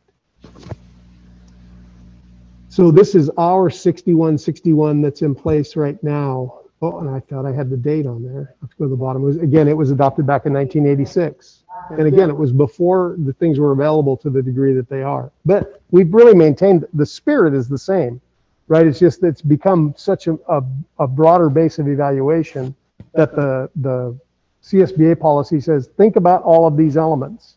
And as a governance team, that's going to be our standard moving forward. So when we see things, we know that that's been part of the process all along. And so my recommendation would be that we take the current CSBA policy and utilize that in replacing the Santa Maria Bonita policy that goes back to 1986. And then similarly, there is a policy for supplementary, easy for me to say, instructional materials. So the governing board encourages the use of supplemental instructional materials to enrich the curriculum. Such materials shall be aligned with goals and shall supplement and not supplant the use of board adopted basic instructional materials. Again, this is our, our expectation that kids are going to get access to grade level content. And this really does spell out that supplemental instructional materials include but aren't limited to those that provide more complete coverage depending on need, meet the learning ability levels, meet the diverse educational needs of students, to meet the needs of students based on a language disability or a culture of cultural pluralism, to use current relevant technology. Because in '86, I think my technology was a film strip projector. We all had to pass that test. Amen. And again, so this is the kind of the criteria for the evaluation of those supplementary materials. Aligned to Common Core standards, may approve materials that aren't on the lists, going through the process and utilizing the expertise, to Linda's point of somebody who's got some science behind the evaluation. And this talks about whenever a district employee proposes to use a supplementary resource not included within the approved resources, there'll be a process. The employee shall confer with the superintendent or designee as necessary to determine the compliance of the material along that district criteria. So to Melissa's point, we had 60 some programs that we were using, right? How do we know the effect when we're using a little bit of everything? It's hard to narrow it down. So we've got to have a process in place that we're actually balancing that against the outcomes that we're aspiring to with our children. And so this is the 6161.11. This is the district from 1986, the 616111, that is really around the special advisory committees, the curriculum instruction, the action teams that Linda was talking about. This is, the policies about materials, we put people in. And so this really talks about the process for doing all this versus the deliberative groups that we talked about before. A piece that's in here that's interesting, it's these reference to the current consulting organization team that's made up of all these people. This doesn't really have anything to do with the materials, right? Because again, this goes back to a time when there weren't state adopted standards, when there weren't state adopted materials. And so this piece really is in conflict with that idea of the superintendent, identifies those goals through the governance team and then says, this is how we're going to achieve this. This puts a level of, bureaucracy there that's not respondent to the board, isn't part of that governance team. Although a lot of the things are, it's recommended, to keep track of trends and materials, all those things that were alluded to in the deliberative body. We had kind of Santa Maria Bonita had invented this policy around the committee design rather than the specifics in the CSBA design, is to focus on the materials themselves. And so my recommendation here, I think it was,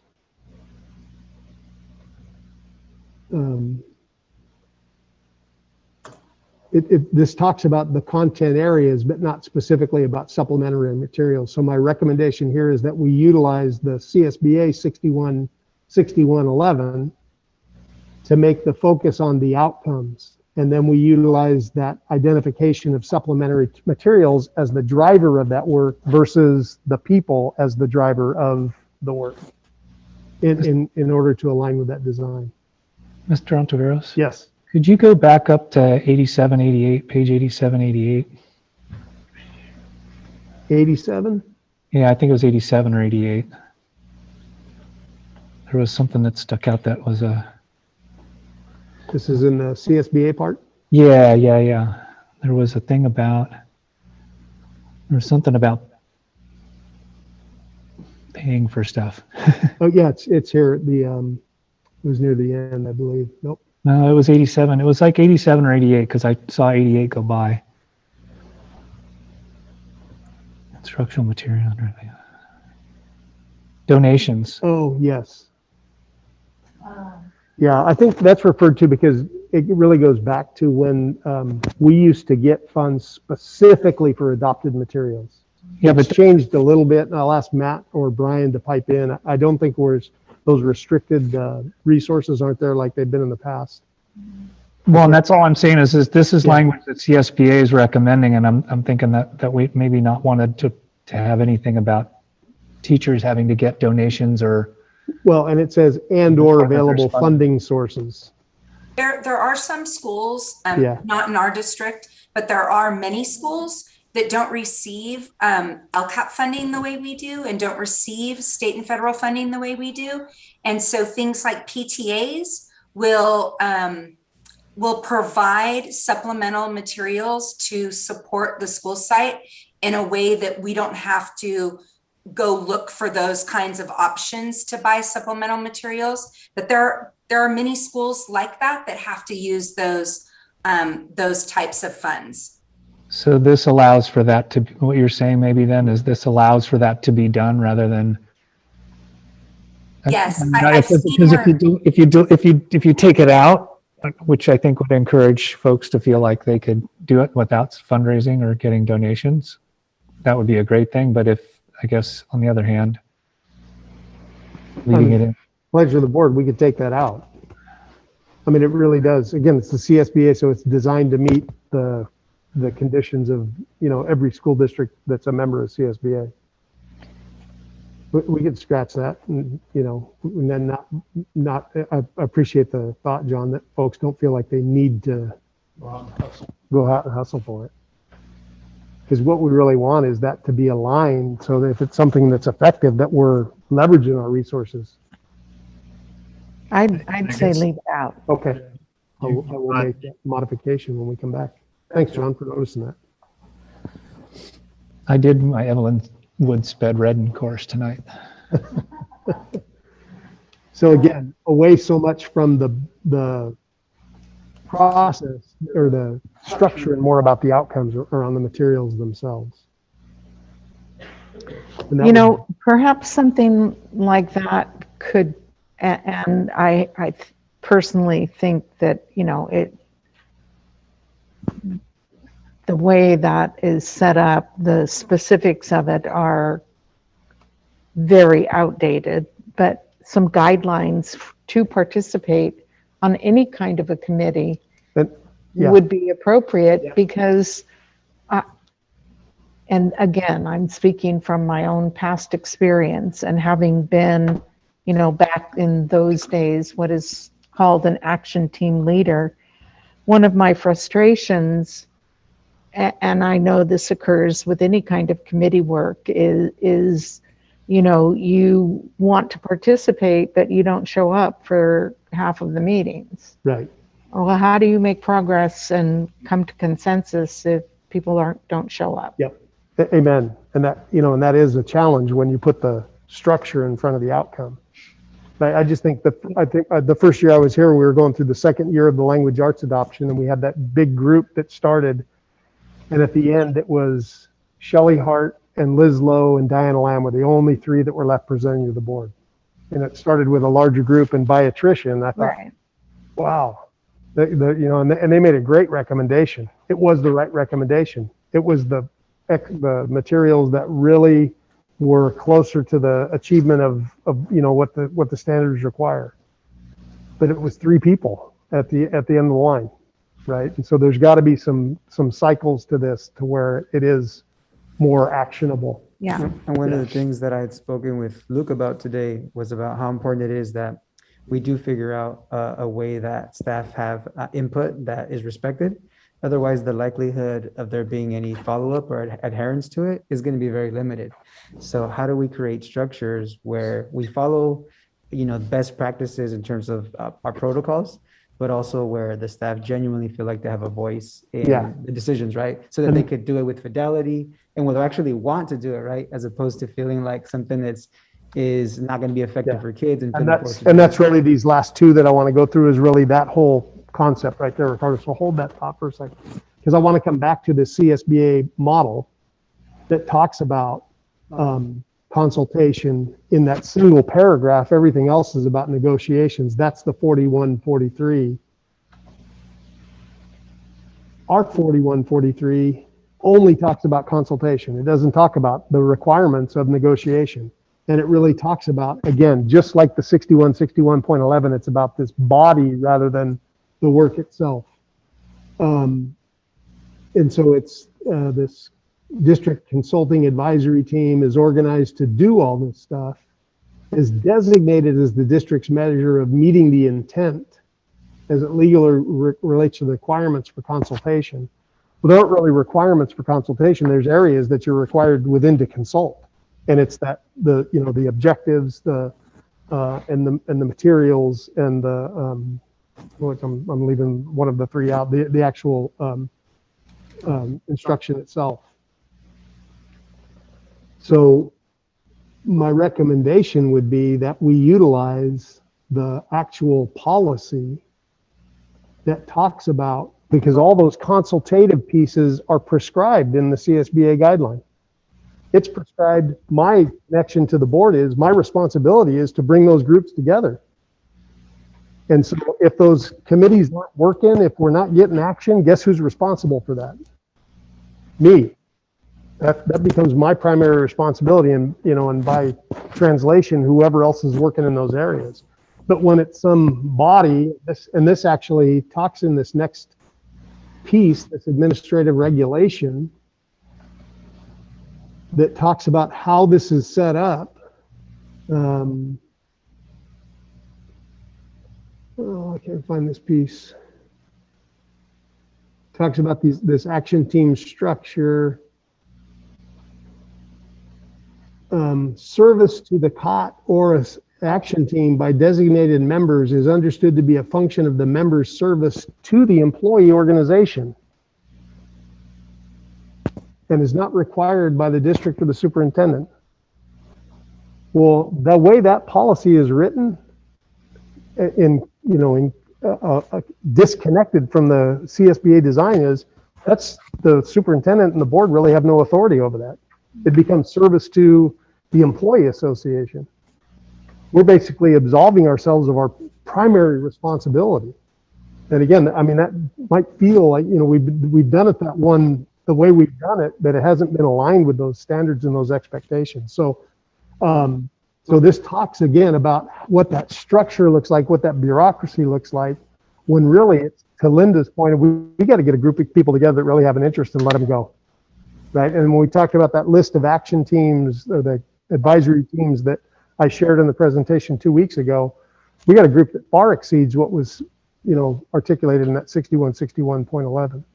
And so my recommendation would be, if we follow the CSBA guidelines, this no longer has a place. It becomes embedded in those, those feedback loops and those deliberative teams that are called out in the 2230 policy. Every one of those, well, the majority of the policies allow, if you will, encourage participation by all staff. Amen. Yep. Certificated and classified. And parents, right? And anybody interested in the community.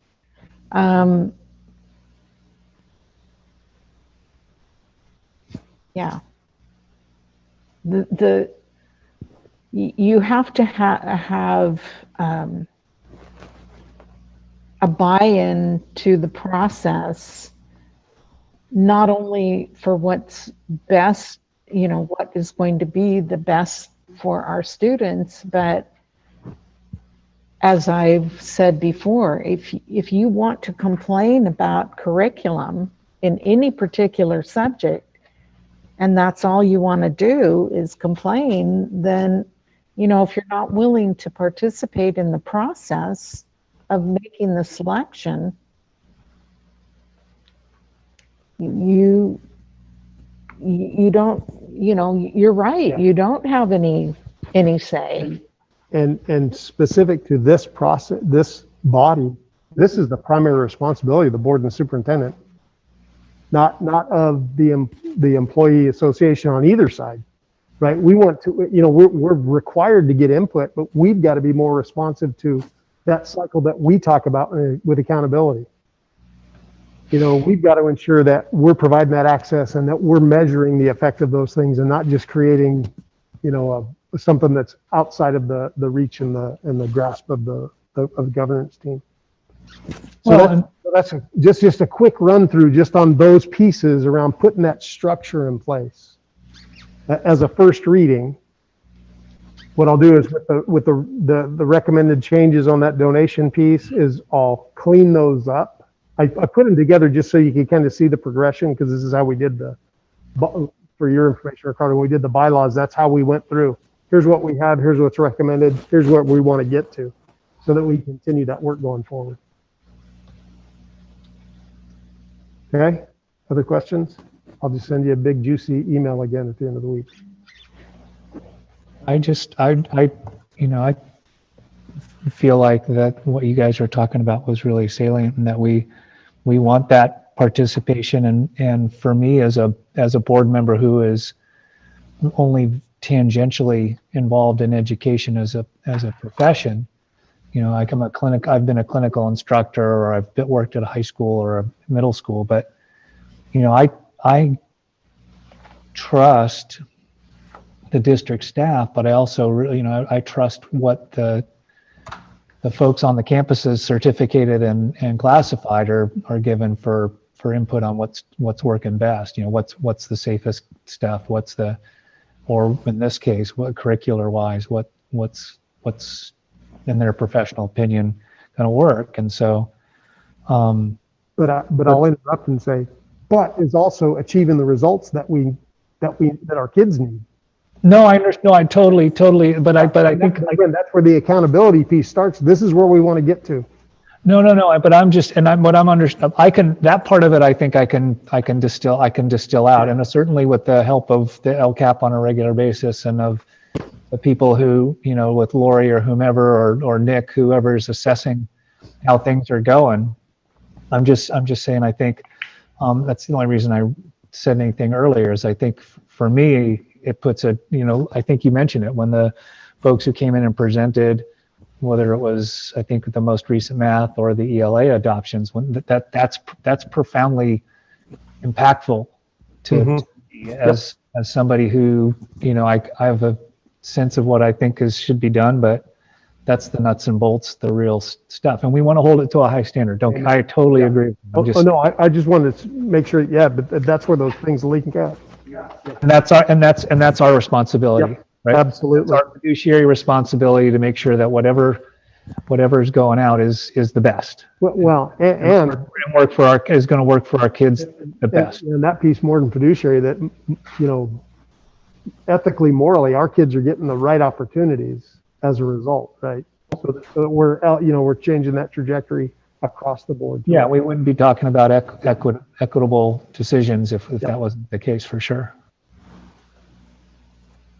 That's all I got. I just want to make sure that it's very clear in those new policies that teacher participation is a key element. Amen. A very key element. And that's why before we even brought this out, I brought all those list of teams that we're putting together next year that far exceeds what was in that single policy. It's where's our need, and because that's the right way of doing the work. Could we get a copy of that list of teams? Yeah, it was in a presentation that I shared in last week's update, but I'll include it again this weekend. It was linked to the last slide in that last slide deck that I shared with you, and I'll send it separately as well. They'll get it in mine tonight too, Luke. What was that, Melissa? It's in mine that they'll get tonight there also. You go. Okay, so you'll get multiple copies. Thank you. Any other comments? I really appreciated your comments, John and Linda, around making sure that our staff feel included in the process, because that will highly affect our staff morale, right, in terms of doing the work to the best of their ability. And then also, I want to make sure that our staff feel comfortable to continue to share their thoughts with us as a board, and that they don't have to fear anything like retaliation or fear that they're going to be like pushed to the side if they share critical feedback. Because I know for me as a board member, the more feedback I receive on how to improve, or even as an educator, right? The feedback that I improve, I highly value it, because I have a growth mindset. So I also want to make sure that if our staff, because I've heard in some of the comments that they've made to us as a board, they've told us that sometimes they feel they fear retaliation if they speak up. And I want to make sure that we have a culture in our institution where any staff member can feel like their feedback, no matter how critical it is, will be received. And there might be disagreements with it, but nonetheless, it's important that we create that culture where nobody is afraid to speak out on how they feel they can improve our institution. Okay, and with that, I will acknowledge the discussion and first reading of board policies and administrative regulations is presented, and request that administration return the item for any further discussion and adoption at the next regular board meeting. And moving on to 8D, goals and priorities in support of equitable student outcomes. Ms. Dutra. The good part. So excited to present this to you. Luke, did you want to kick this off? No. No? Okay. No, go right ahead. All right.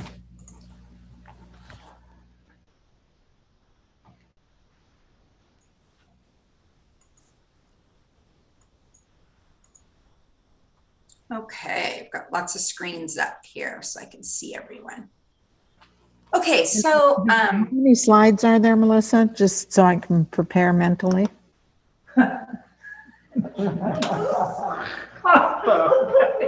I am not going to be offended by that. I'm going to tell you a number and it might be true or not. 72. How's that? 72. And then if there's less than that, then you'll be pleasantly surprised. Yep, there's about 30. Okay. Yep. Just focus on the 72. What is it? Promise and over deliver, under promise, over deliver. So the work tonight that I'm going to describe around goals and priorities in support of equitable student outcomes, it really is the most important work that we do. And it's the most important thing that I'll share because this is the big picture. Everything else that we bring to you during the year is in support of these goals and priorities. And so really what we've put together, most of it will not be new to board members who've been in place. You might need to be reminded of it, but to see it all together, that this is really the big umbrella of the work that we're doing. I will only dip down a little bit below that in a couple of areas that will help to describe, but know that there is levels and levels and layers below this that I won't mention just because of time and because of, as a board, you need the big stuff and trust us to do the smaller stuff. So let's get started.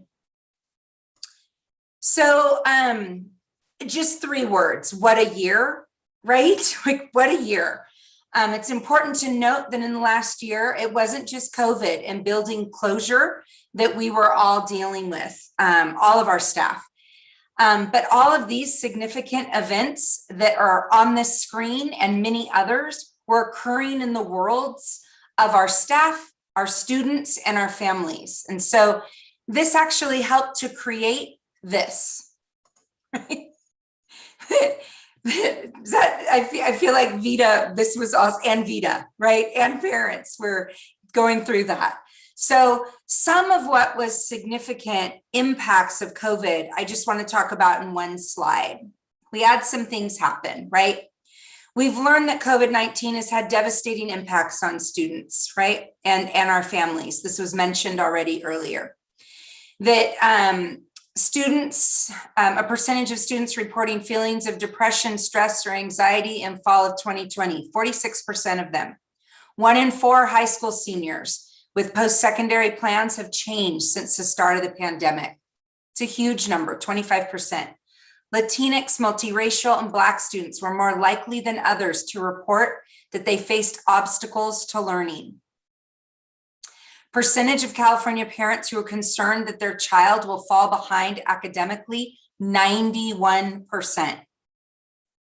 And more than 1/3 of low-income US families don't have access to both a computer and internet for learning.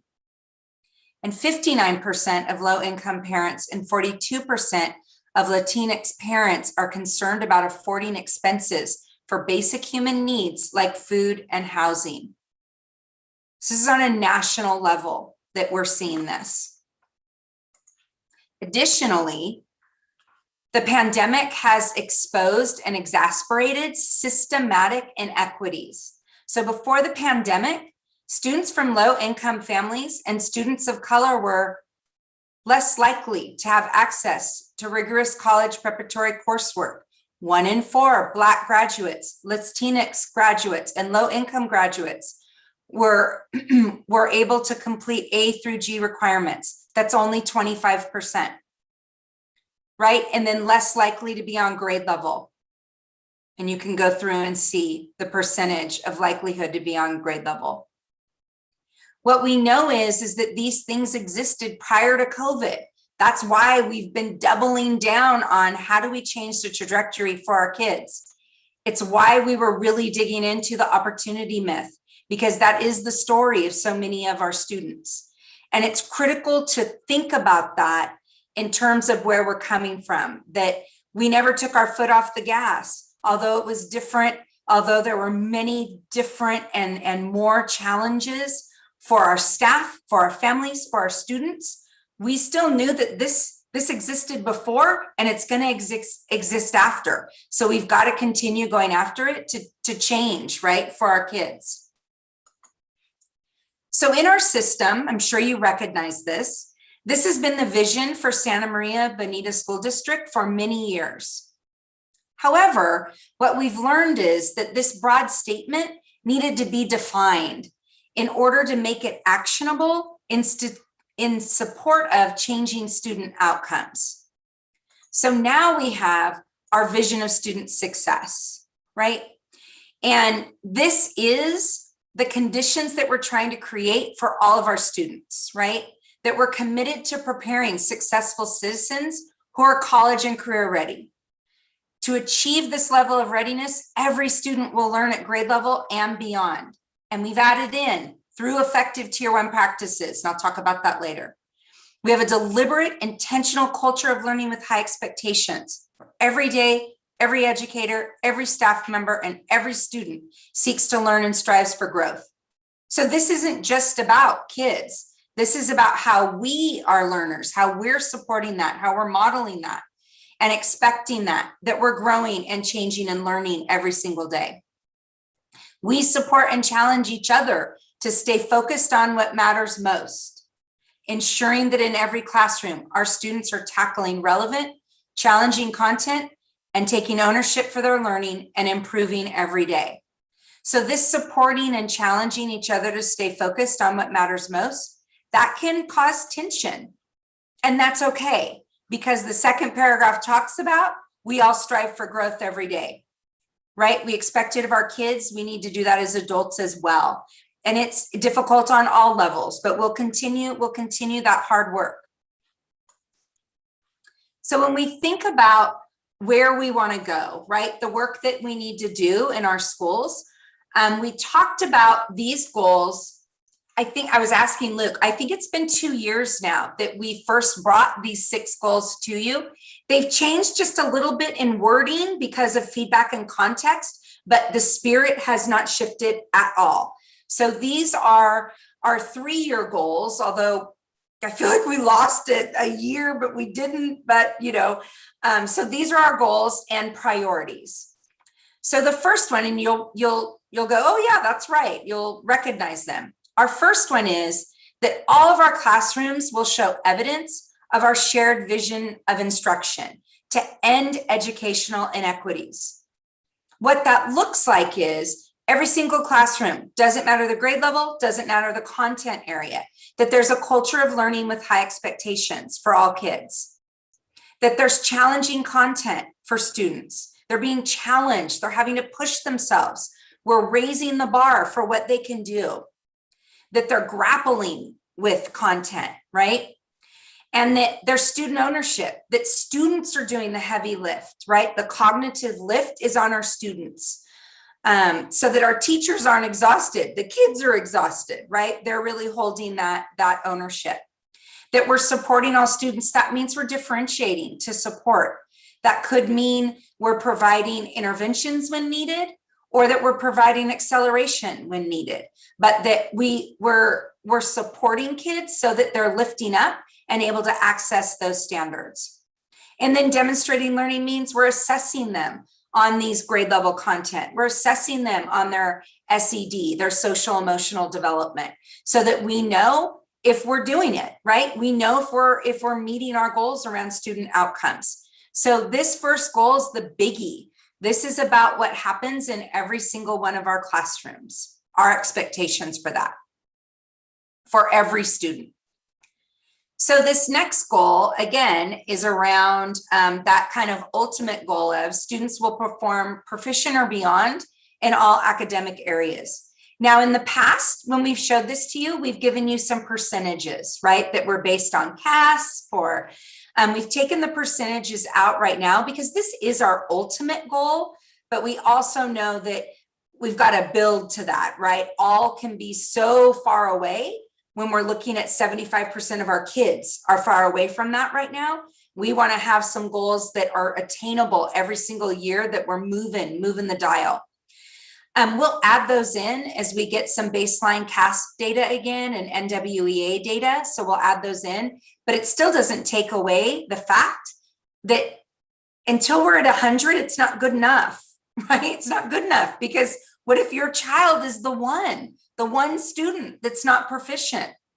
And so this is critical work for all of us, and has been in this system. And again, who can deny this little dude? He's my favorite. It's why you guys see him a lot, because the cuteness overload is too much for me. But preschool at every elementary site. This is so important because we know early education is so critical for our students. For any students, but in our community, this is critical. This is also an equity and access issue. I've talked to you about that before, as has Ms. Loftus.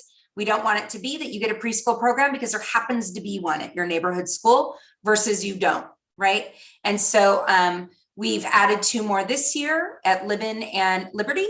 Next year, we're adding in Arianas, which leaves 5 more. And so we're doing the work to get those opened. And the first 5 grant is part of that master planning to provide our preschools at all schools.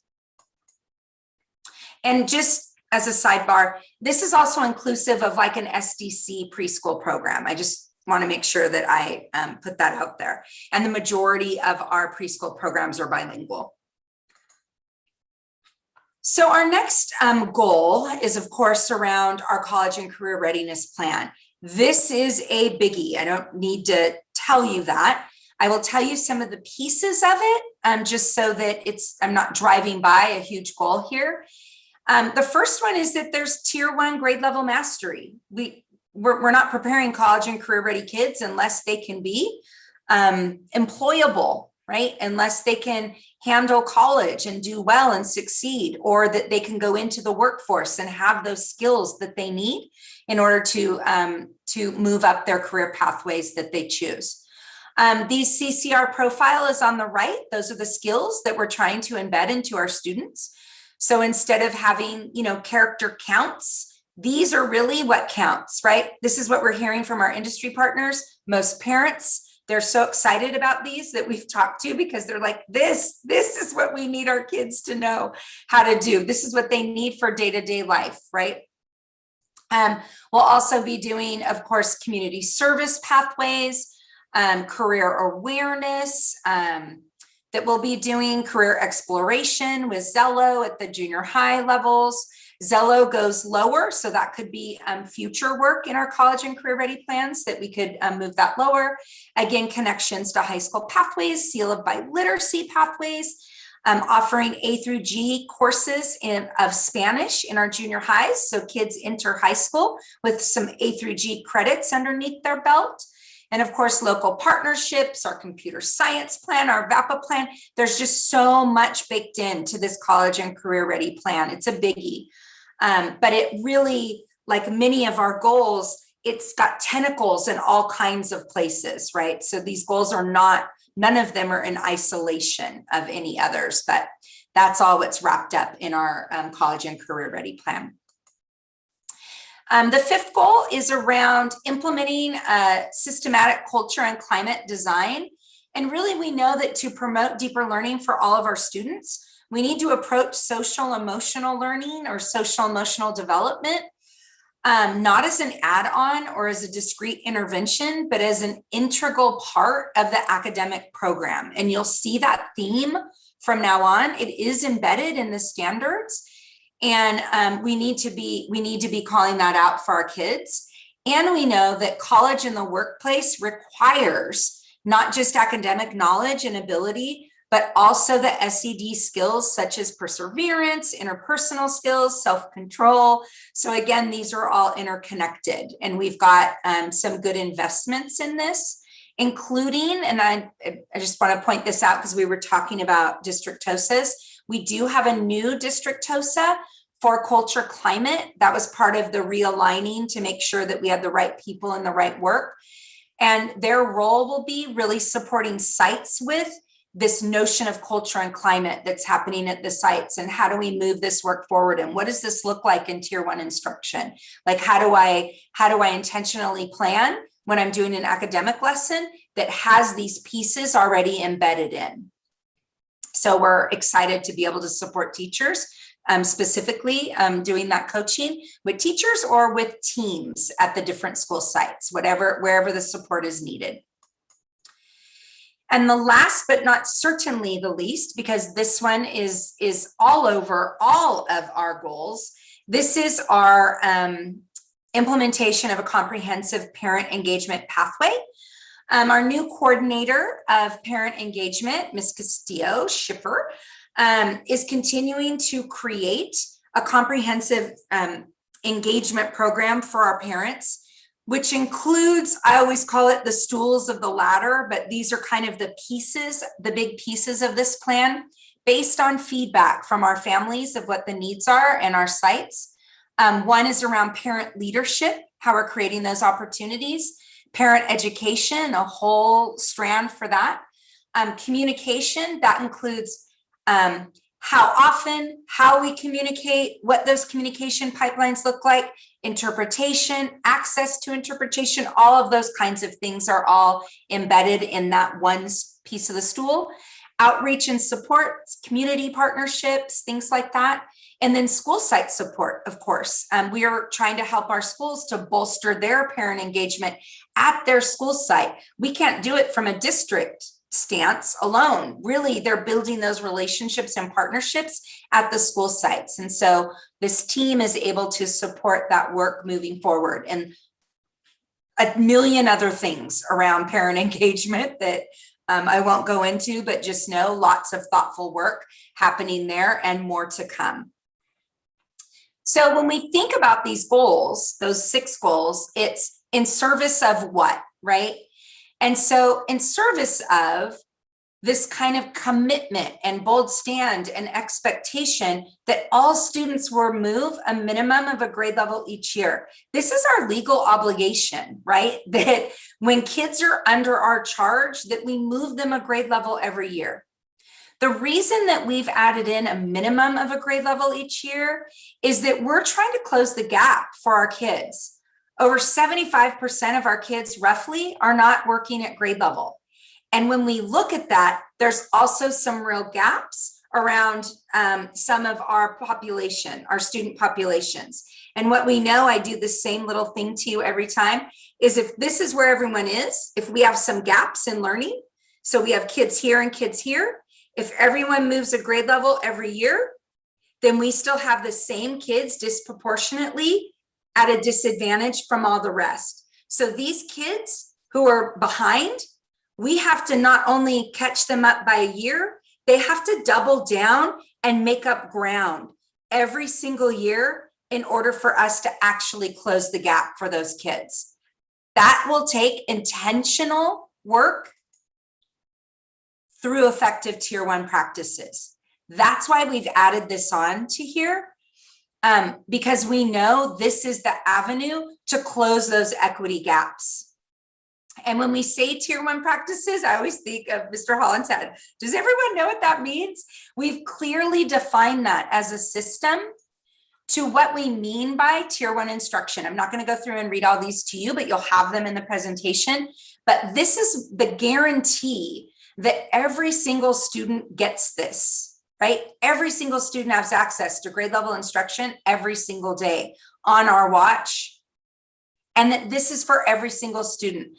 The last bullet point, it's tough that we have to add that on there, that's not assumed, but it's critical that we put that on there, is that this is all students. And then we know that, like I was saying earlier in our design for what should be happening in the classrooms, that some students will require additional supports and that we'll have those in place for them all here in tier 1 instruction.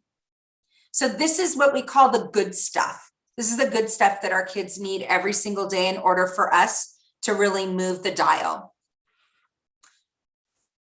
So we have collective work clearly to move forward, right? We've got a lot of work to do and we have a strategy to do that.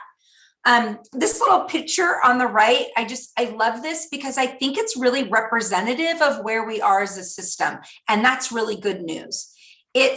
We have clear goals with clarity of where we're trying to go. What are the student outcomes we want to see? What's our expectations here as a system that we want for our kids? And then we've got folks in different places at different times, right? But we all know where we're going towards.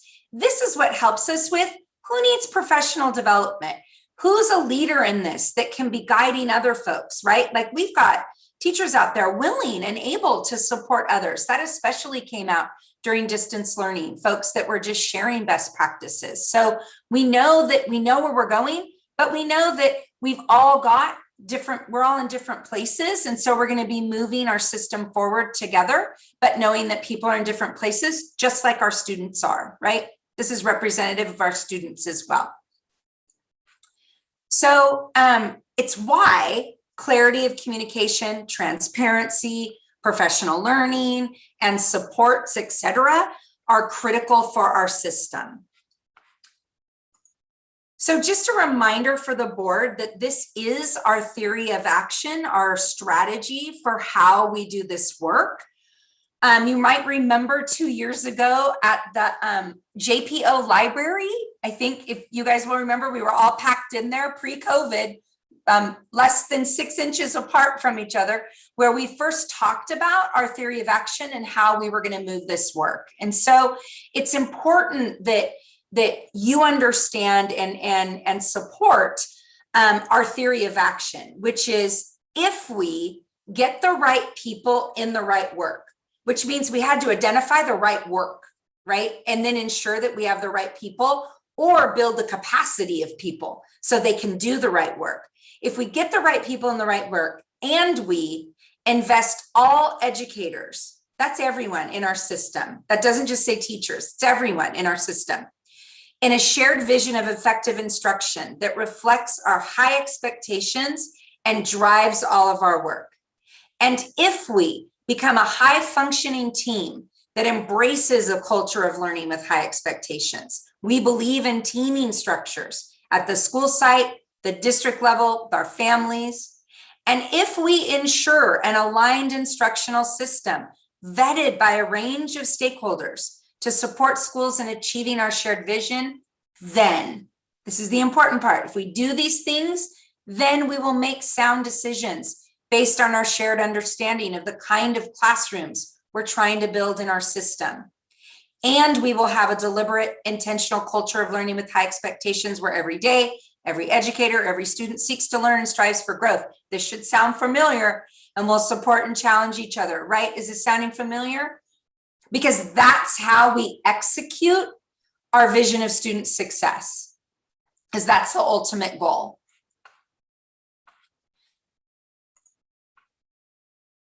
But when we think about it and we think about our theory of action and how to create the conditions for our vision of student success, we cannot walk by the educational inequities that exist.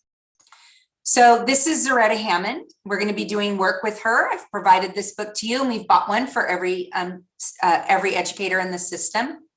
But I want to quote her.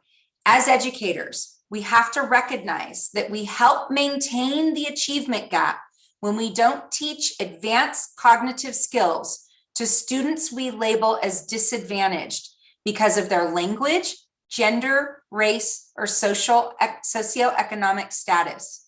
Many children start school with small learning gaps, but as they progress through school, the gap between African American and Latino and white students grows because we don't teach them how to be independent learners. Based on these labels, we usually do the following: underestimate what disadvantaged students are intellectually capable of doing. As a result, we postpone more challenging and interesting work until we believe they have mastered the basics. By focusing only on low-level basics, we deprive students of a meaningful or motivating context for learning and practicing higher order thinking processes. And that's right out of her book. And I'm just going to show you one thing. It's exactly 1 minute. I hope it works. If not, Brian is going to save me. So that's what he does. I just have a 1 minute video. Please let me know if you can hear it. Makes sense. That's the hallmark of an independent learner. Now, how do you get up out of the pit after you had a wonderful opportunity for productive struggle? Is through information processing. So when we look at inequity in schools, what we really are seeing is this disconnect between teaching students to process information at higher levels. We want them to be critical thinkers and creative thinkers and be at the top of Bloom's taxonomy. But if we don't help the student build those dendrites and cognitive routines, knowing how to get unstuck when you get stuck, because all learners get stuck. Just independent learners don't freak out about it, and they have a strategy or two to get unstuck. So recognizing these are the tools that perpetuate inequity. It's not just implicit bias. That has an element, but more insidious is our inability to create rigorous learning for the neediest children. And being able to get them up.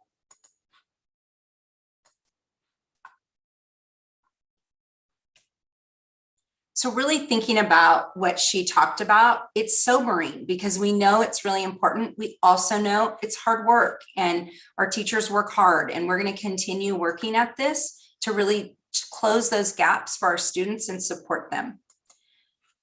One of the main ways that we ensure all students have access to those higher order thinking skills that live within grade level standards is we have an aligned instructional system.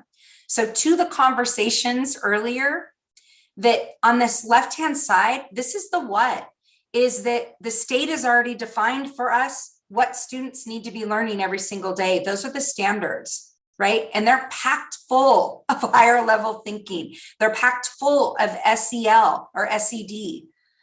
There's a lot there for students to be engaged with. How we teach, what we teach it with is our curriculum. That's important. It helps us to know that we're aligned to these standards. And it's critical. Like we just had a huge meeting with CDE the other day around our migrant program. This is the #1 issue with migrant programs, is that if there's not access system-wide to this kind of curriculum for kids who historically move schools, then we're actually not meeting the requirements of CDE's ed codes around migrant students, migratory students, because we have to make sure that we're doing everything we can to mitigate the inequities for them and the disruption of their learning, right? So this is critical. Here's where I like to call it the magic of teaching comes in, is that we know we have to teach standards and we have standards aligned curriculum, but this is where teachers make all of their instructional choices, right? This is where they're deciding How am I teaching them this standard using this? That's really the big work of teaching. This is the hard part. What pieces do I have in place so that when students start to struggle, that I can come in with a support just in time so I can keep them accessing that grade level work, right? How do I give challenging content to kids and still keep it relevant and still keep it fun so that they're enjoying their learning, right? The learning pit. When kids dump into that learning pit, how do we help them struggle their way out so that they find that motivation and fulfillment that you get when you've mastered through and plowed through something that was challenging and difficult, and now they're able to do it, right? And so this aligned instructional system is one of our ways of ensuring that access for all kids, and that all kids have the opportunity to have grade level content and to close that gap. What does it look like at the school sites?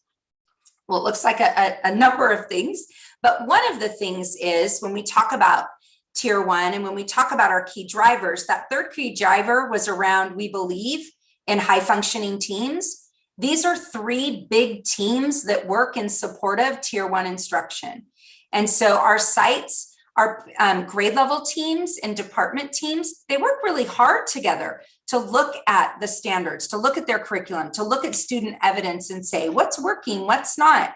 It's when Vita says to Linda, what did you do, Linda? Your kids did so much better. I thought we taught this the same. What happened? And they're talking about their practice, and they're talking about their strategies and helping each other do that. That's really important. It's important for teachers to hone their craft. It's important to learn from each other, but it's also important for their creativity there.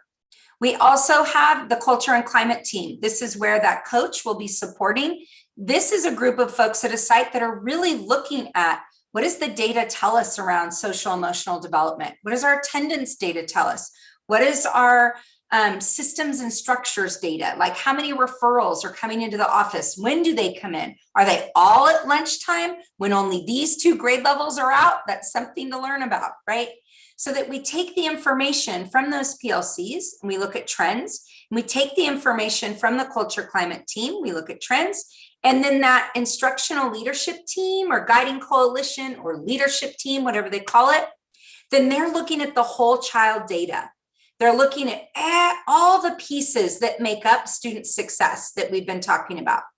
And then they're able to support their staff or their students, right? Or a family with if they need additional supports in tier 1 or if they need some tier 2 supports. But that's what those conversations are about. So lots of work being done with teaming structures at the sites to support this ongoing work. I'm almost done, Linda. I'm just going to throw that out to you. I know your excitement. So good. She's telling me to slow down. All right. So this next piece is we also can't be, obtuse to the fact that we're coming out of a pandemic, right? Like no one's forgotten that. And so this brief we wanted to share with you. We've shared it with principals. It's called Reimagine and Rebuild, Restarting School with Equity at the Center. And it's really quite a phenomenal document. I put up some of the folks at the bottom on the left. Those are all the different engagement organizations, if you will, or associations that help write this brief. I put some of them on the right here. These are people that we listen to and people that we work with: California Collaborative, PACE, CSBA, Ed Trust, California Teachers Association. They all helped in writing this brief, which basically is saying, what do we need to have in place next year to ensure that our kids are really successful and the trajectory for all kids continues moving forward? And I think you're going to recognize a lot of this, which is great. So they call out, it's a long article. Again, I'll link it there for you, but it's these 5 main areas, right? And basically what it's saying is by designing schools around this, places where students feel safe, known, supported, fully engaged in learning, that this really helps us to lay the groundwork for long-term systemic transformation. Because us, like everyone else in the United States and probably other countries, There was a lot of learning we had in COVID, and no one wants to waste that learning and the opportunity that we have from it, right? And so the first piece is just centering on relationships, how important that is to continue nurturing those. And right, that those nurturing those relationships of mutual support and high expectations among students, families, and educators. So you're already seeing some common language here. That we're addressing the whole child needs, right? Identifying those social, emotional, mental health, language, academic needs so that we can develop plans or put supports in place for students. And again, investing in staff and deepening community-based partnerships, including summer and out of school time. I think we've showed our commitment to that with our largest summer school offering we've ever done. And with the ELO grant, we're hoping that that will just continue, right? That just becomes part of how we do our business. This is a biggie, that we make teaching relevant and rigorous. Everything that you read is talking about, everything is talking about acceleration versus remediation, that this is about supporting educators to prioritize equity, racial, cultural, and linguistic relevance, rigor, and the highest priority standards in curriculum and instruction. That's why districts like us and many others have created those pacing guides that does this work for teachers. We've pulled out what those priority standards are so that they can focus here. And then empowering teams and reimagining, right? How to rebuild those systems. This is about collaborating, right? And again, you'll see this is all common language to our DEI work, to our grade level work, to our high expectations. But this one is really the big one when we're talking about our instructional program moving forward, right? That will really leverage our student outcomes in the future. So specifically, you might ask, what does this look like at the site level? Like, what's the instructional work moving forward? And it looks so simple when it's just in 3 bullet points, but I guarantee you this is quite complex. Is that those 4 areas have not gone away from the opportunity myth that we are still focused on. It's been the thread through everything I've said, is that we're increasing access to the 4 resources: grade appropriate assignments, strong instruction, deep engagement, and high expectations, right? That we're embedding SED skills within grade level standards, that we're being intentional about that. The words we keep using is intentional. This document right here, I think it was Mr. Valencia that asked about it. You'll love this document. It's put out by Aspen Institute. Can't get much better than them. All about how to pull those SED standards out of academics. Our principals really did a deep dive into this and just thought it was very helpful and eye-opening to what that actually looks like to tease those things out. And then the third piece is engaging in that culture responsive teaching practices in all lessons to ensure equity and access in support of student outcomes. So what I've read so far is not new news to anyone. This is the work we've been doing. We are boringly consistent until we get this right for our kids. So again, we will continue to deepen and broaden our strategies with staff, including the intentionality, again, of integrating SED, diversity, equity, and inclusion priorities with academics. This is one way to look at the work moving forward. Again, this is a really great way to show equity is our center of the work that we're doing. This is everything on the bottom left that we're doing with school leaders that obviously has direct impact for our school sites. This slide's probably a little weedy, but this is the work that we're doing specifically with the teaching and learning that then has direct impact on sites. And then this is some of the district work that we're doing. And I'll show you that a little more clearly. This looks busy, but we're busy, right? So again, keeping equity at the forefront. Here's a snapshot of the work for next year, which directly integrates SEL work, our significantly disproportionate work that we're doing, where we were identified by the state of overrepresentation for our white students in autism. This is all about equity and all about the work moving forward of inclusivity and our academic work. So this is the design for next year. I know this is what you had wanted to see a while ago, but it wasn't ready yet. We didn't have enough feedback yet. That in August through October, we're actually doing a student equity audit. Anyone that does any work around equity, you always do something around, you might have heard of it called like empathy surveys. That's typically what they're called in improvement science. But that we're doing some student equity audits. We're talking to students. We're looking at these 4 factors on the bottom left. Is there opportunity to master grade level content? If kids don't have access to it, if they're not being exposed to it, then there's no opportunity for it. So we're looking at that. Factors keeping students out of class, that's critical. Grades earned in class, opportunity to have teachers who reflect students' identities. These are all things that have been brought up by our board at different times. So again, and these are very basic for an equity audit that districts do. And then there'll be some district check-ins. We're doing a leader kickoff. Then all of our school leaders will be doing identity, bias, and culture responsive teaching content. We'll be doing that with them all year. The DEI roadmap, that means that we'll be creating from some stakeholder groups and from that big district group, some goals, some communication systems, alignment to the work, and vision around our work. So that's really that. I don't want to be dramatic and call it a strategic plan because we don't need more plans about the work, but this is really helping to define and align this work. That DEI work team that's made up of teachers and leaders, that will continue all year long. They've voted to meet once a month for a few hours and then some additional maybe Saturdays and things like that. And then what we've added in for this next year, based on feedback from parents, based on feedback from all of the teachers in this DEI work team, it was 99.8% said yes, that they really wanted to do something that we're starting to include our classroom teachers, right? And to include other educators.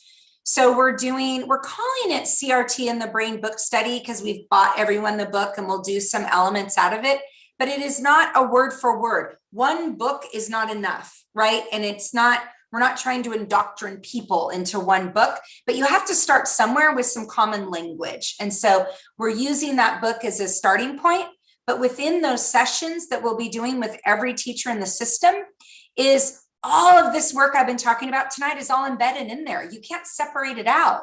You can't talk about culture responsive teaching without talking about access to tier 1 instruction, without talking about all this work that you heard 1 minute of Zaretta, right? That's all embedded together. So that's what it will look like.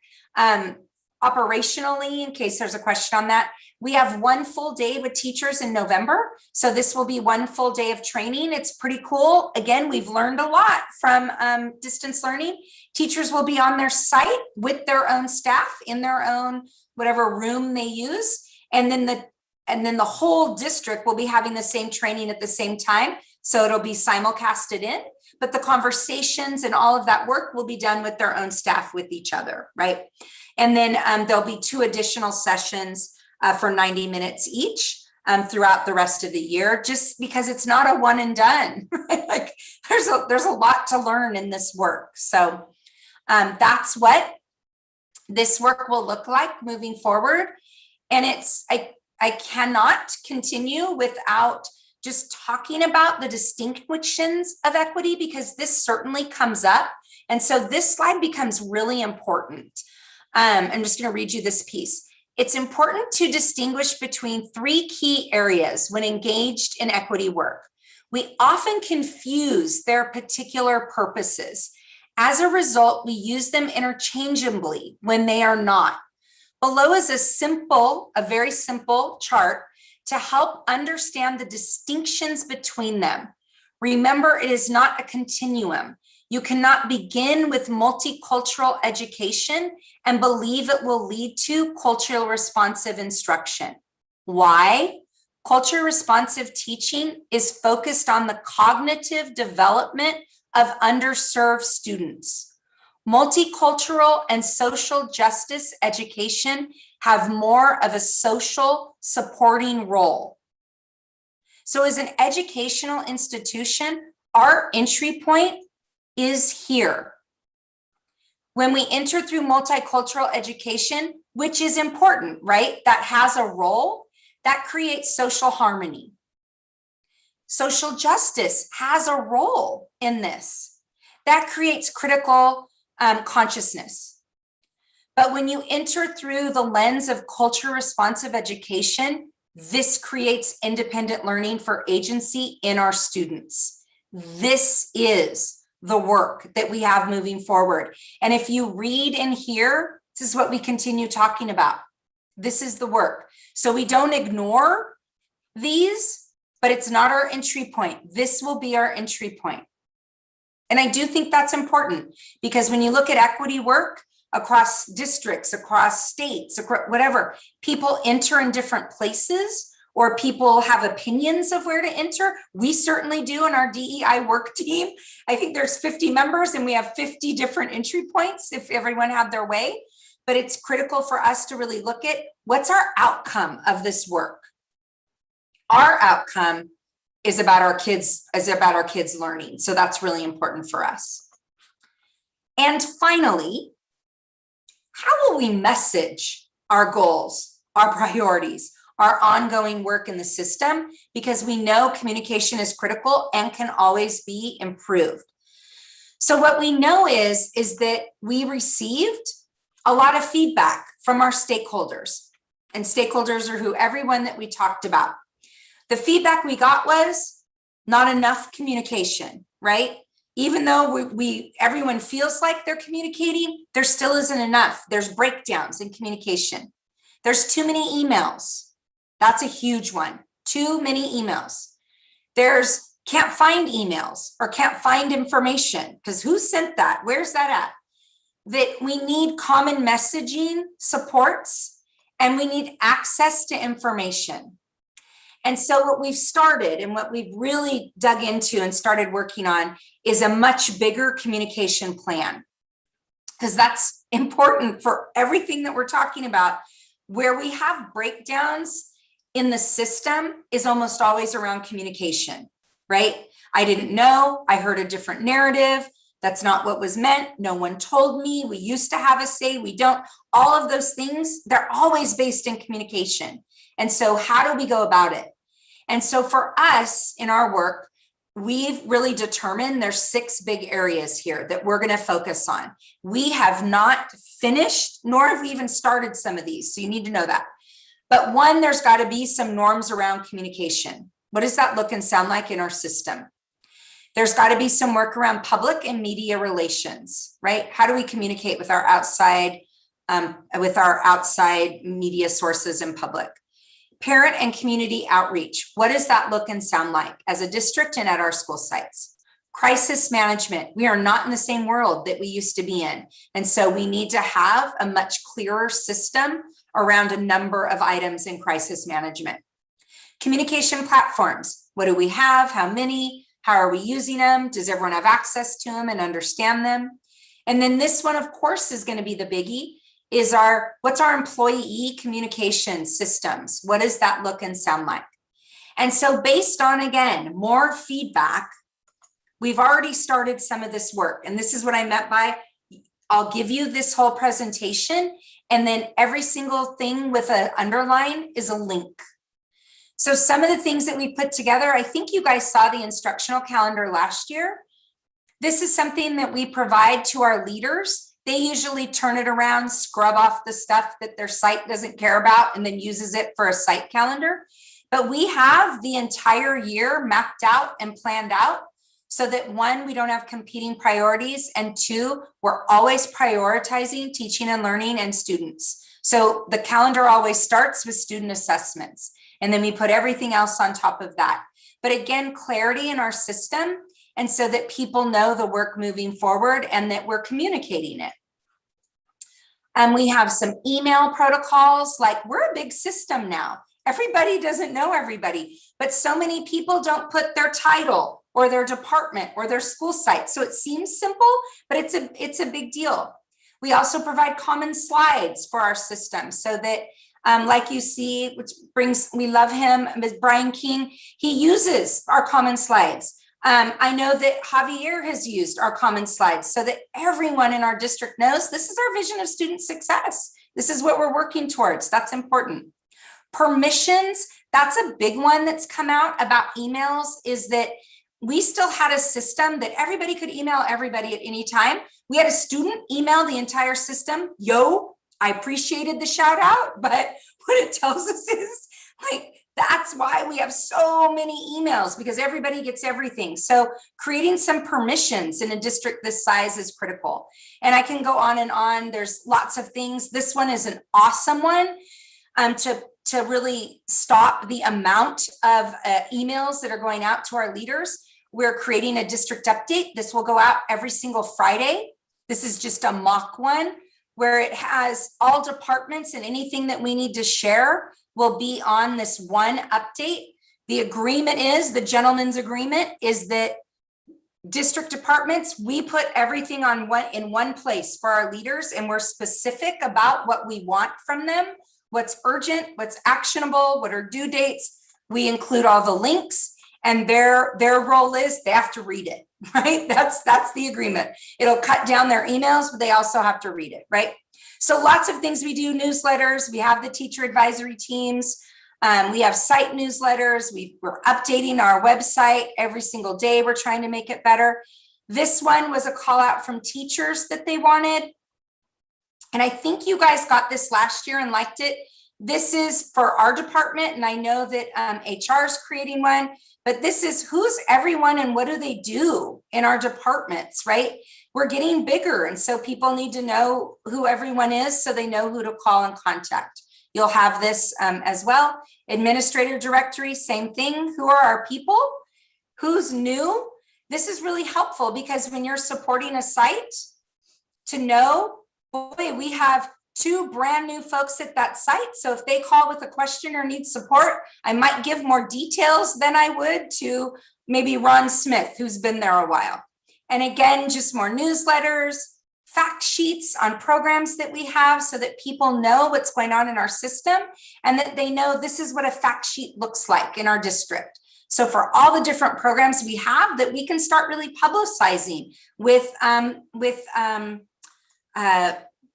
press releases and things like that, all the great work that's happening in our district, because there is a lot, right?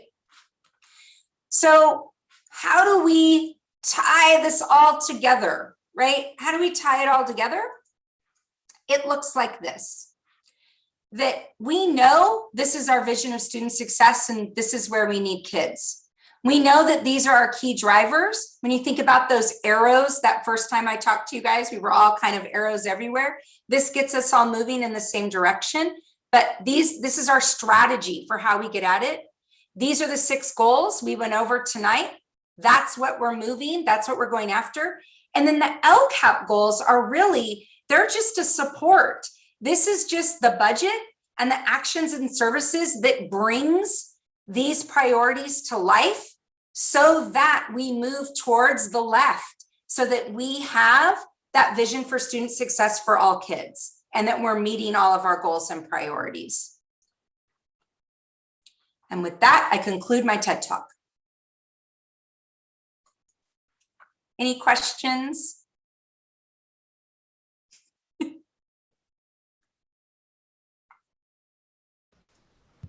And I appreciate you saying that, Beta, to absorb it, because it's really, this is where we talk about, okay, so we've got a workshop in 5 weeks. Yep. Right. And I go back to this, I pick on Mr. Valencia because he's been in this seat for 6 months now. It's like everything is, when it's the first time, it just seems like it's so overwhelming, right? And I appreciated that last graphic that Melissa put up. That's just the skin layer of, all the stuff that's going on, everything underneath it. And the governance piece is hard because you can get dragged down into the small pieces and lose context of that large piece. So when we talk about the opportunity that we have on the 21st, we talk about establishing goals, knowing this work's already in place. right? What type of information would you like to have made available to really, build a perspective for entering into that new year? Oh my gosh. Yeah. Melissa, you did say you're going to send us that presentation? Yes, and then all the links are in it as well. Okay. I don't know about anybody else, but I need too much. It's too big a question to ask, right? When you've been provided with all that information. When do we get our book? I need some time to go through it again, to think about some things, to really formulate some questions or slash areas that I want more information about. Fair response. So let's talk about what do we want that time frame to look like, so we're not sitting here until 10:30 on a. Yeah. Right? So if we can carve out a time where we can spend an afternoon, a late afternoon, to really just kind of set out the stakes, right? To stake out the four corners. This is where we want to be over the course of the year. So if we talk about meeting on the 21st, and John and Ricky, I'm looking at you, right? July 21st? July 21st is the date that we established in our governance meeting back in December. I'm available at 1 o'clock. What's that? I'm available as of 1 o'clock, 1 p.m. 1 p.m. Well, I'd say we need to start at 1 then. Would that? Okay. Okay. So what we'll do is we'll start building, start at 1, and Ricky, you get back to me. Okay. And then what we'll do is we'll send this out in the update this week with Melissa and Nicole and Jennifer are great at creating these note catchers, right? To give you an opportunity just to collect just your thoughts as you're going through this. And then what we'll do is just combine and shake that loose. And what are the big buckets that we really can dig in on? I appreciate that. That'll really help us to prepare appropriately. Thank you. And in what time frame? And well, I'm asking because, as I had mentioned before, I'm only going to be gone a week, but I leave tomorrow and I get back next Thursday. And quite honestly, I'd really like a break. And I know everybody else does too, but I'm visiting family and I really don't want to have to be thinking about, okay, I need to go be on my computer. And we give you a couple weeks for feedback. Because here's the thing, and I'm looking at Melissa and she's going to think, oh, I'm going to kick this guy when we are in physical distance. This work is all in process. I mean, these teams are working on this stuff. I'll be back on the 1st by Monday. I know. Okay. We would just need a couple days. That's all I meant. Just a couple days before. So I'm going to shoot for that, whatever, the 5th. Okay. To have my. So what we'll do is we'll send it out in this week's update, provide a couple of weeks for a turnaround. And then in the meantime, because I think I said this to Mr. Valencia in the last meeting, especially, we're kind of opening things up again. If you want to schedule some time to come in and sit down just individually, just to get some exposure, right? Because there's a whole bunch of stuff that's out there. Feel free. We're here. I'm going to be gone next week, but I'll be back the following week. There's plenty of folks here just to sit down and do a deep dive on any of these topics. We can organize that as well. Because I've said this many times, it's hard one Wednesday night a month to dig deep on this stuff when there's so much going on. Yeah. Okay. So we'll include the information. I'll sit with, not Nicole. Nicole's not here tomorrow, right? Well, we've got a bunch of those note catchers. I'll task myself with that. Going through some of the content and just providing you a resource. We can help you, Luke. What's that? We can help you. No, I don't need help. I can screw it up all by myself. right, just to give you an opportunity just to catalog some information. And Mr. Valencia will be reaching out. Jennifer has a couple days off, and then I have a couple days. So as soon as we're both back, which is in like a week, I'll reach out. Yeah, that sounds great. Thank you very much. Wow. On the plan being in place, when you have, I don't want to call them action teams, but when you have these titles and these people working underneath those groups, is there like a leader, or is there like one particular person that could give us a summary about what they do? Or Yeah, so the design is that we have all these teacher advisory teams, right? Right. Some meet more often than others, depending on the work, right? Okay. Doing. There's a lead for every single one. We've Okay. pretty much identified that.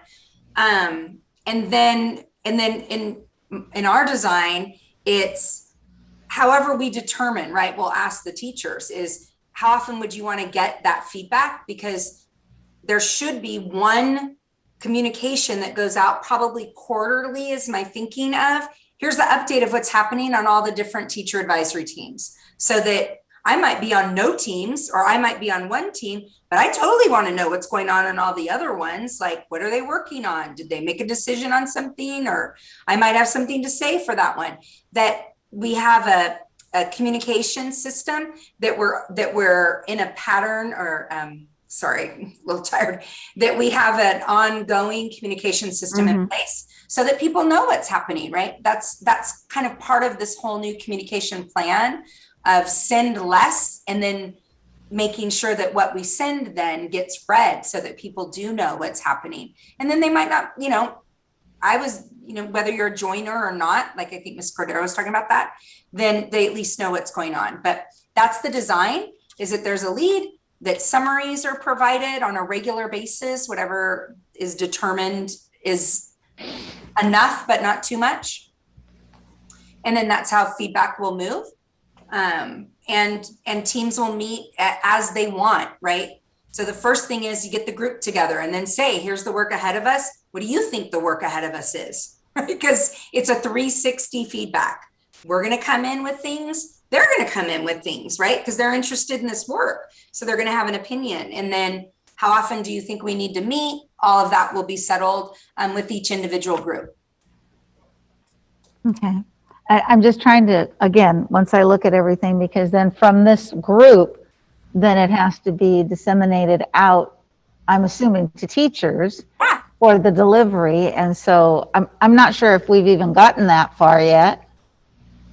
Maybe, maybe not. It's just what I've described is where we're at. We haven't even started groups yet. We were going to start come next year. All right, then that helps me try to concentrate more on this end than trying to go over there. Yep.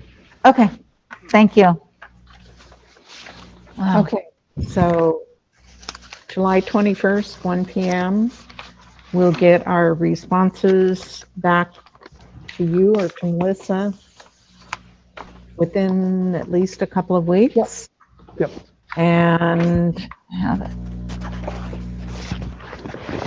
with that, I will acknowledge receipt of the goals and priorities in support of equitable student outcomes. Thank you very much. Very informative. Yes. Wow. Anything else tonight? Oh, I hope not. When did we get our Zaretta Hammond book? I'm sorry? What? I'm teasing Melissa. When do we get our Zaretta Hammond book? We got it. We got it already. Oh, I don't have it. But you Yeah, we did. It was all under this here for the reading. Was he here the time that we got the book? Do you need one? Oh, we'll get to him. I have them. I even had one mailed to my house. Oh, the summer one? This is Retta Hammond's culture responsive teaching. Oh, yeah. We'll get I've to got him. mine. I have very few books. Okay, we'll So get I can keep good track of the few I have. If you want books, you're talking to the right person. You will regret saying that. All right, and so with that, at 10:34,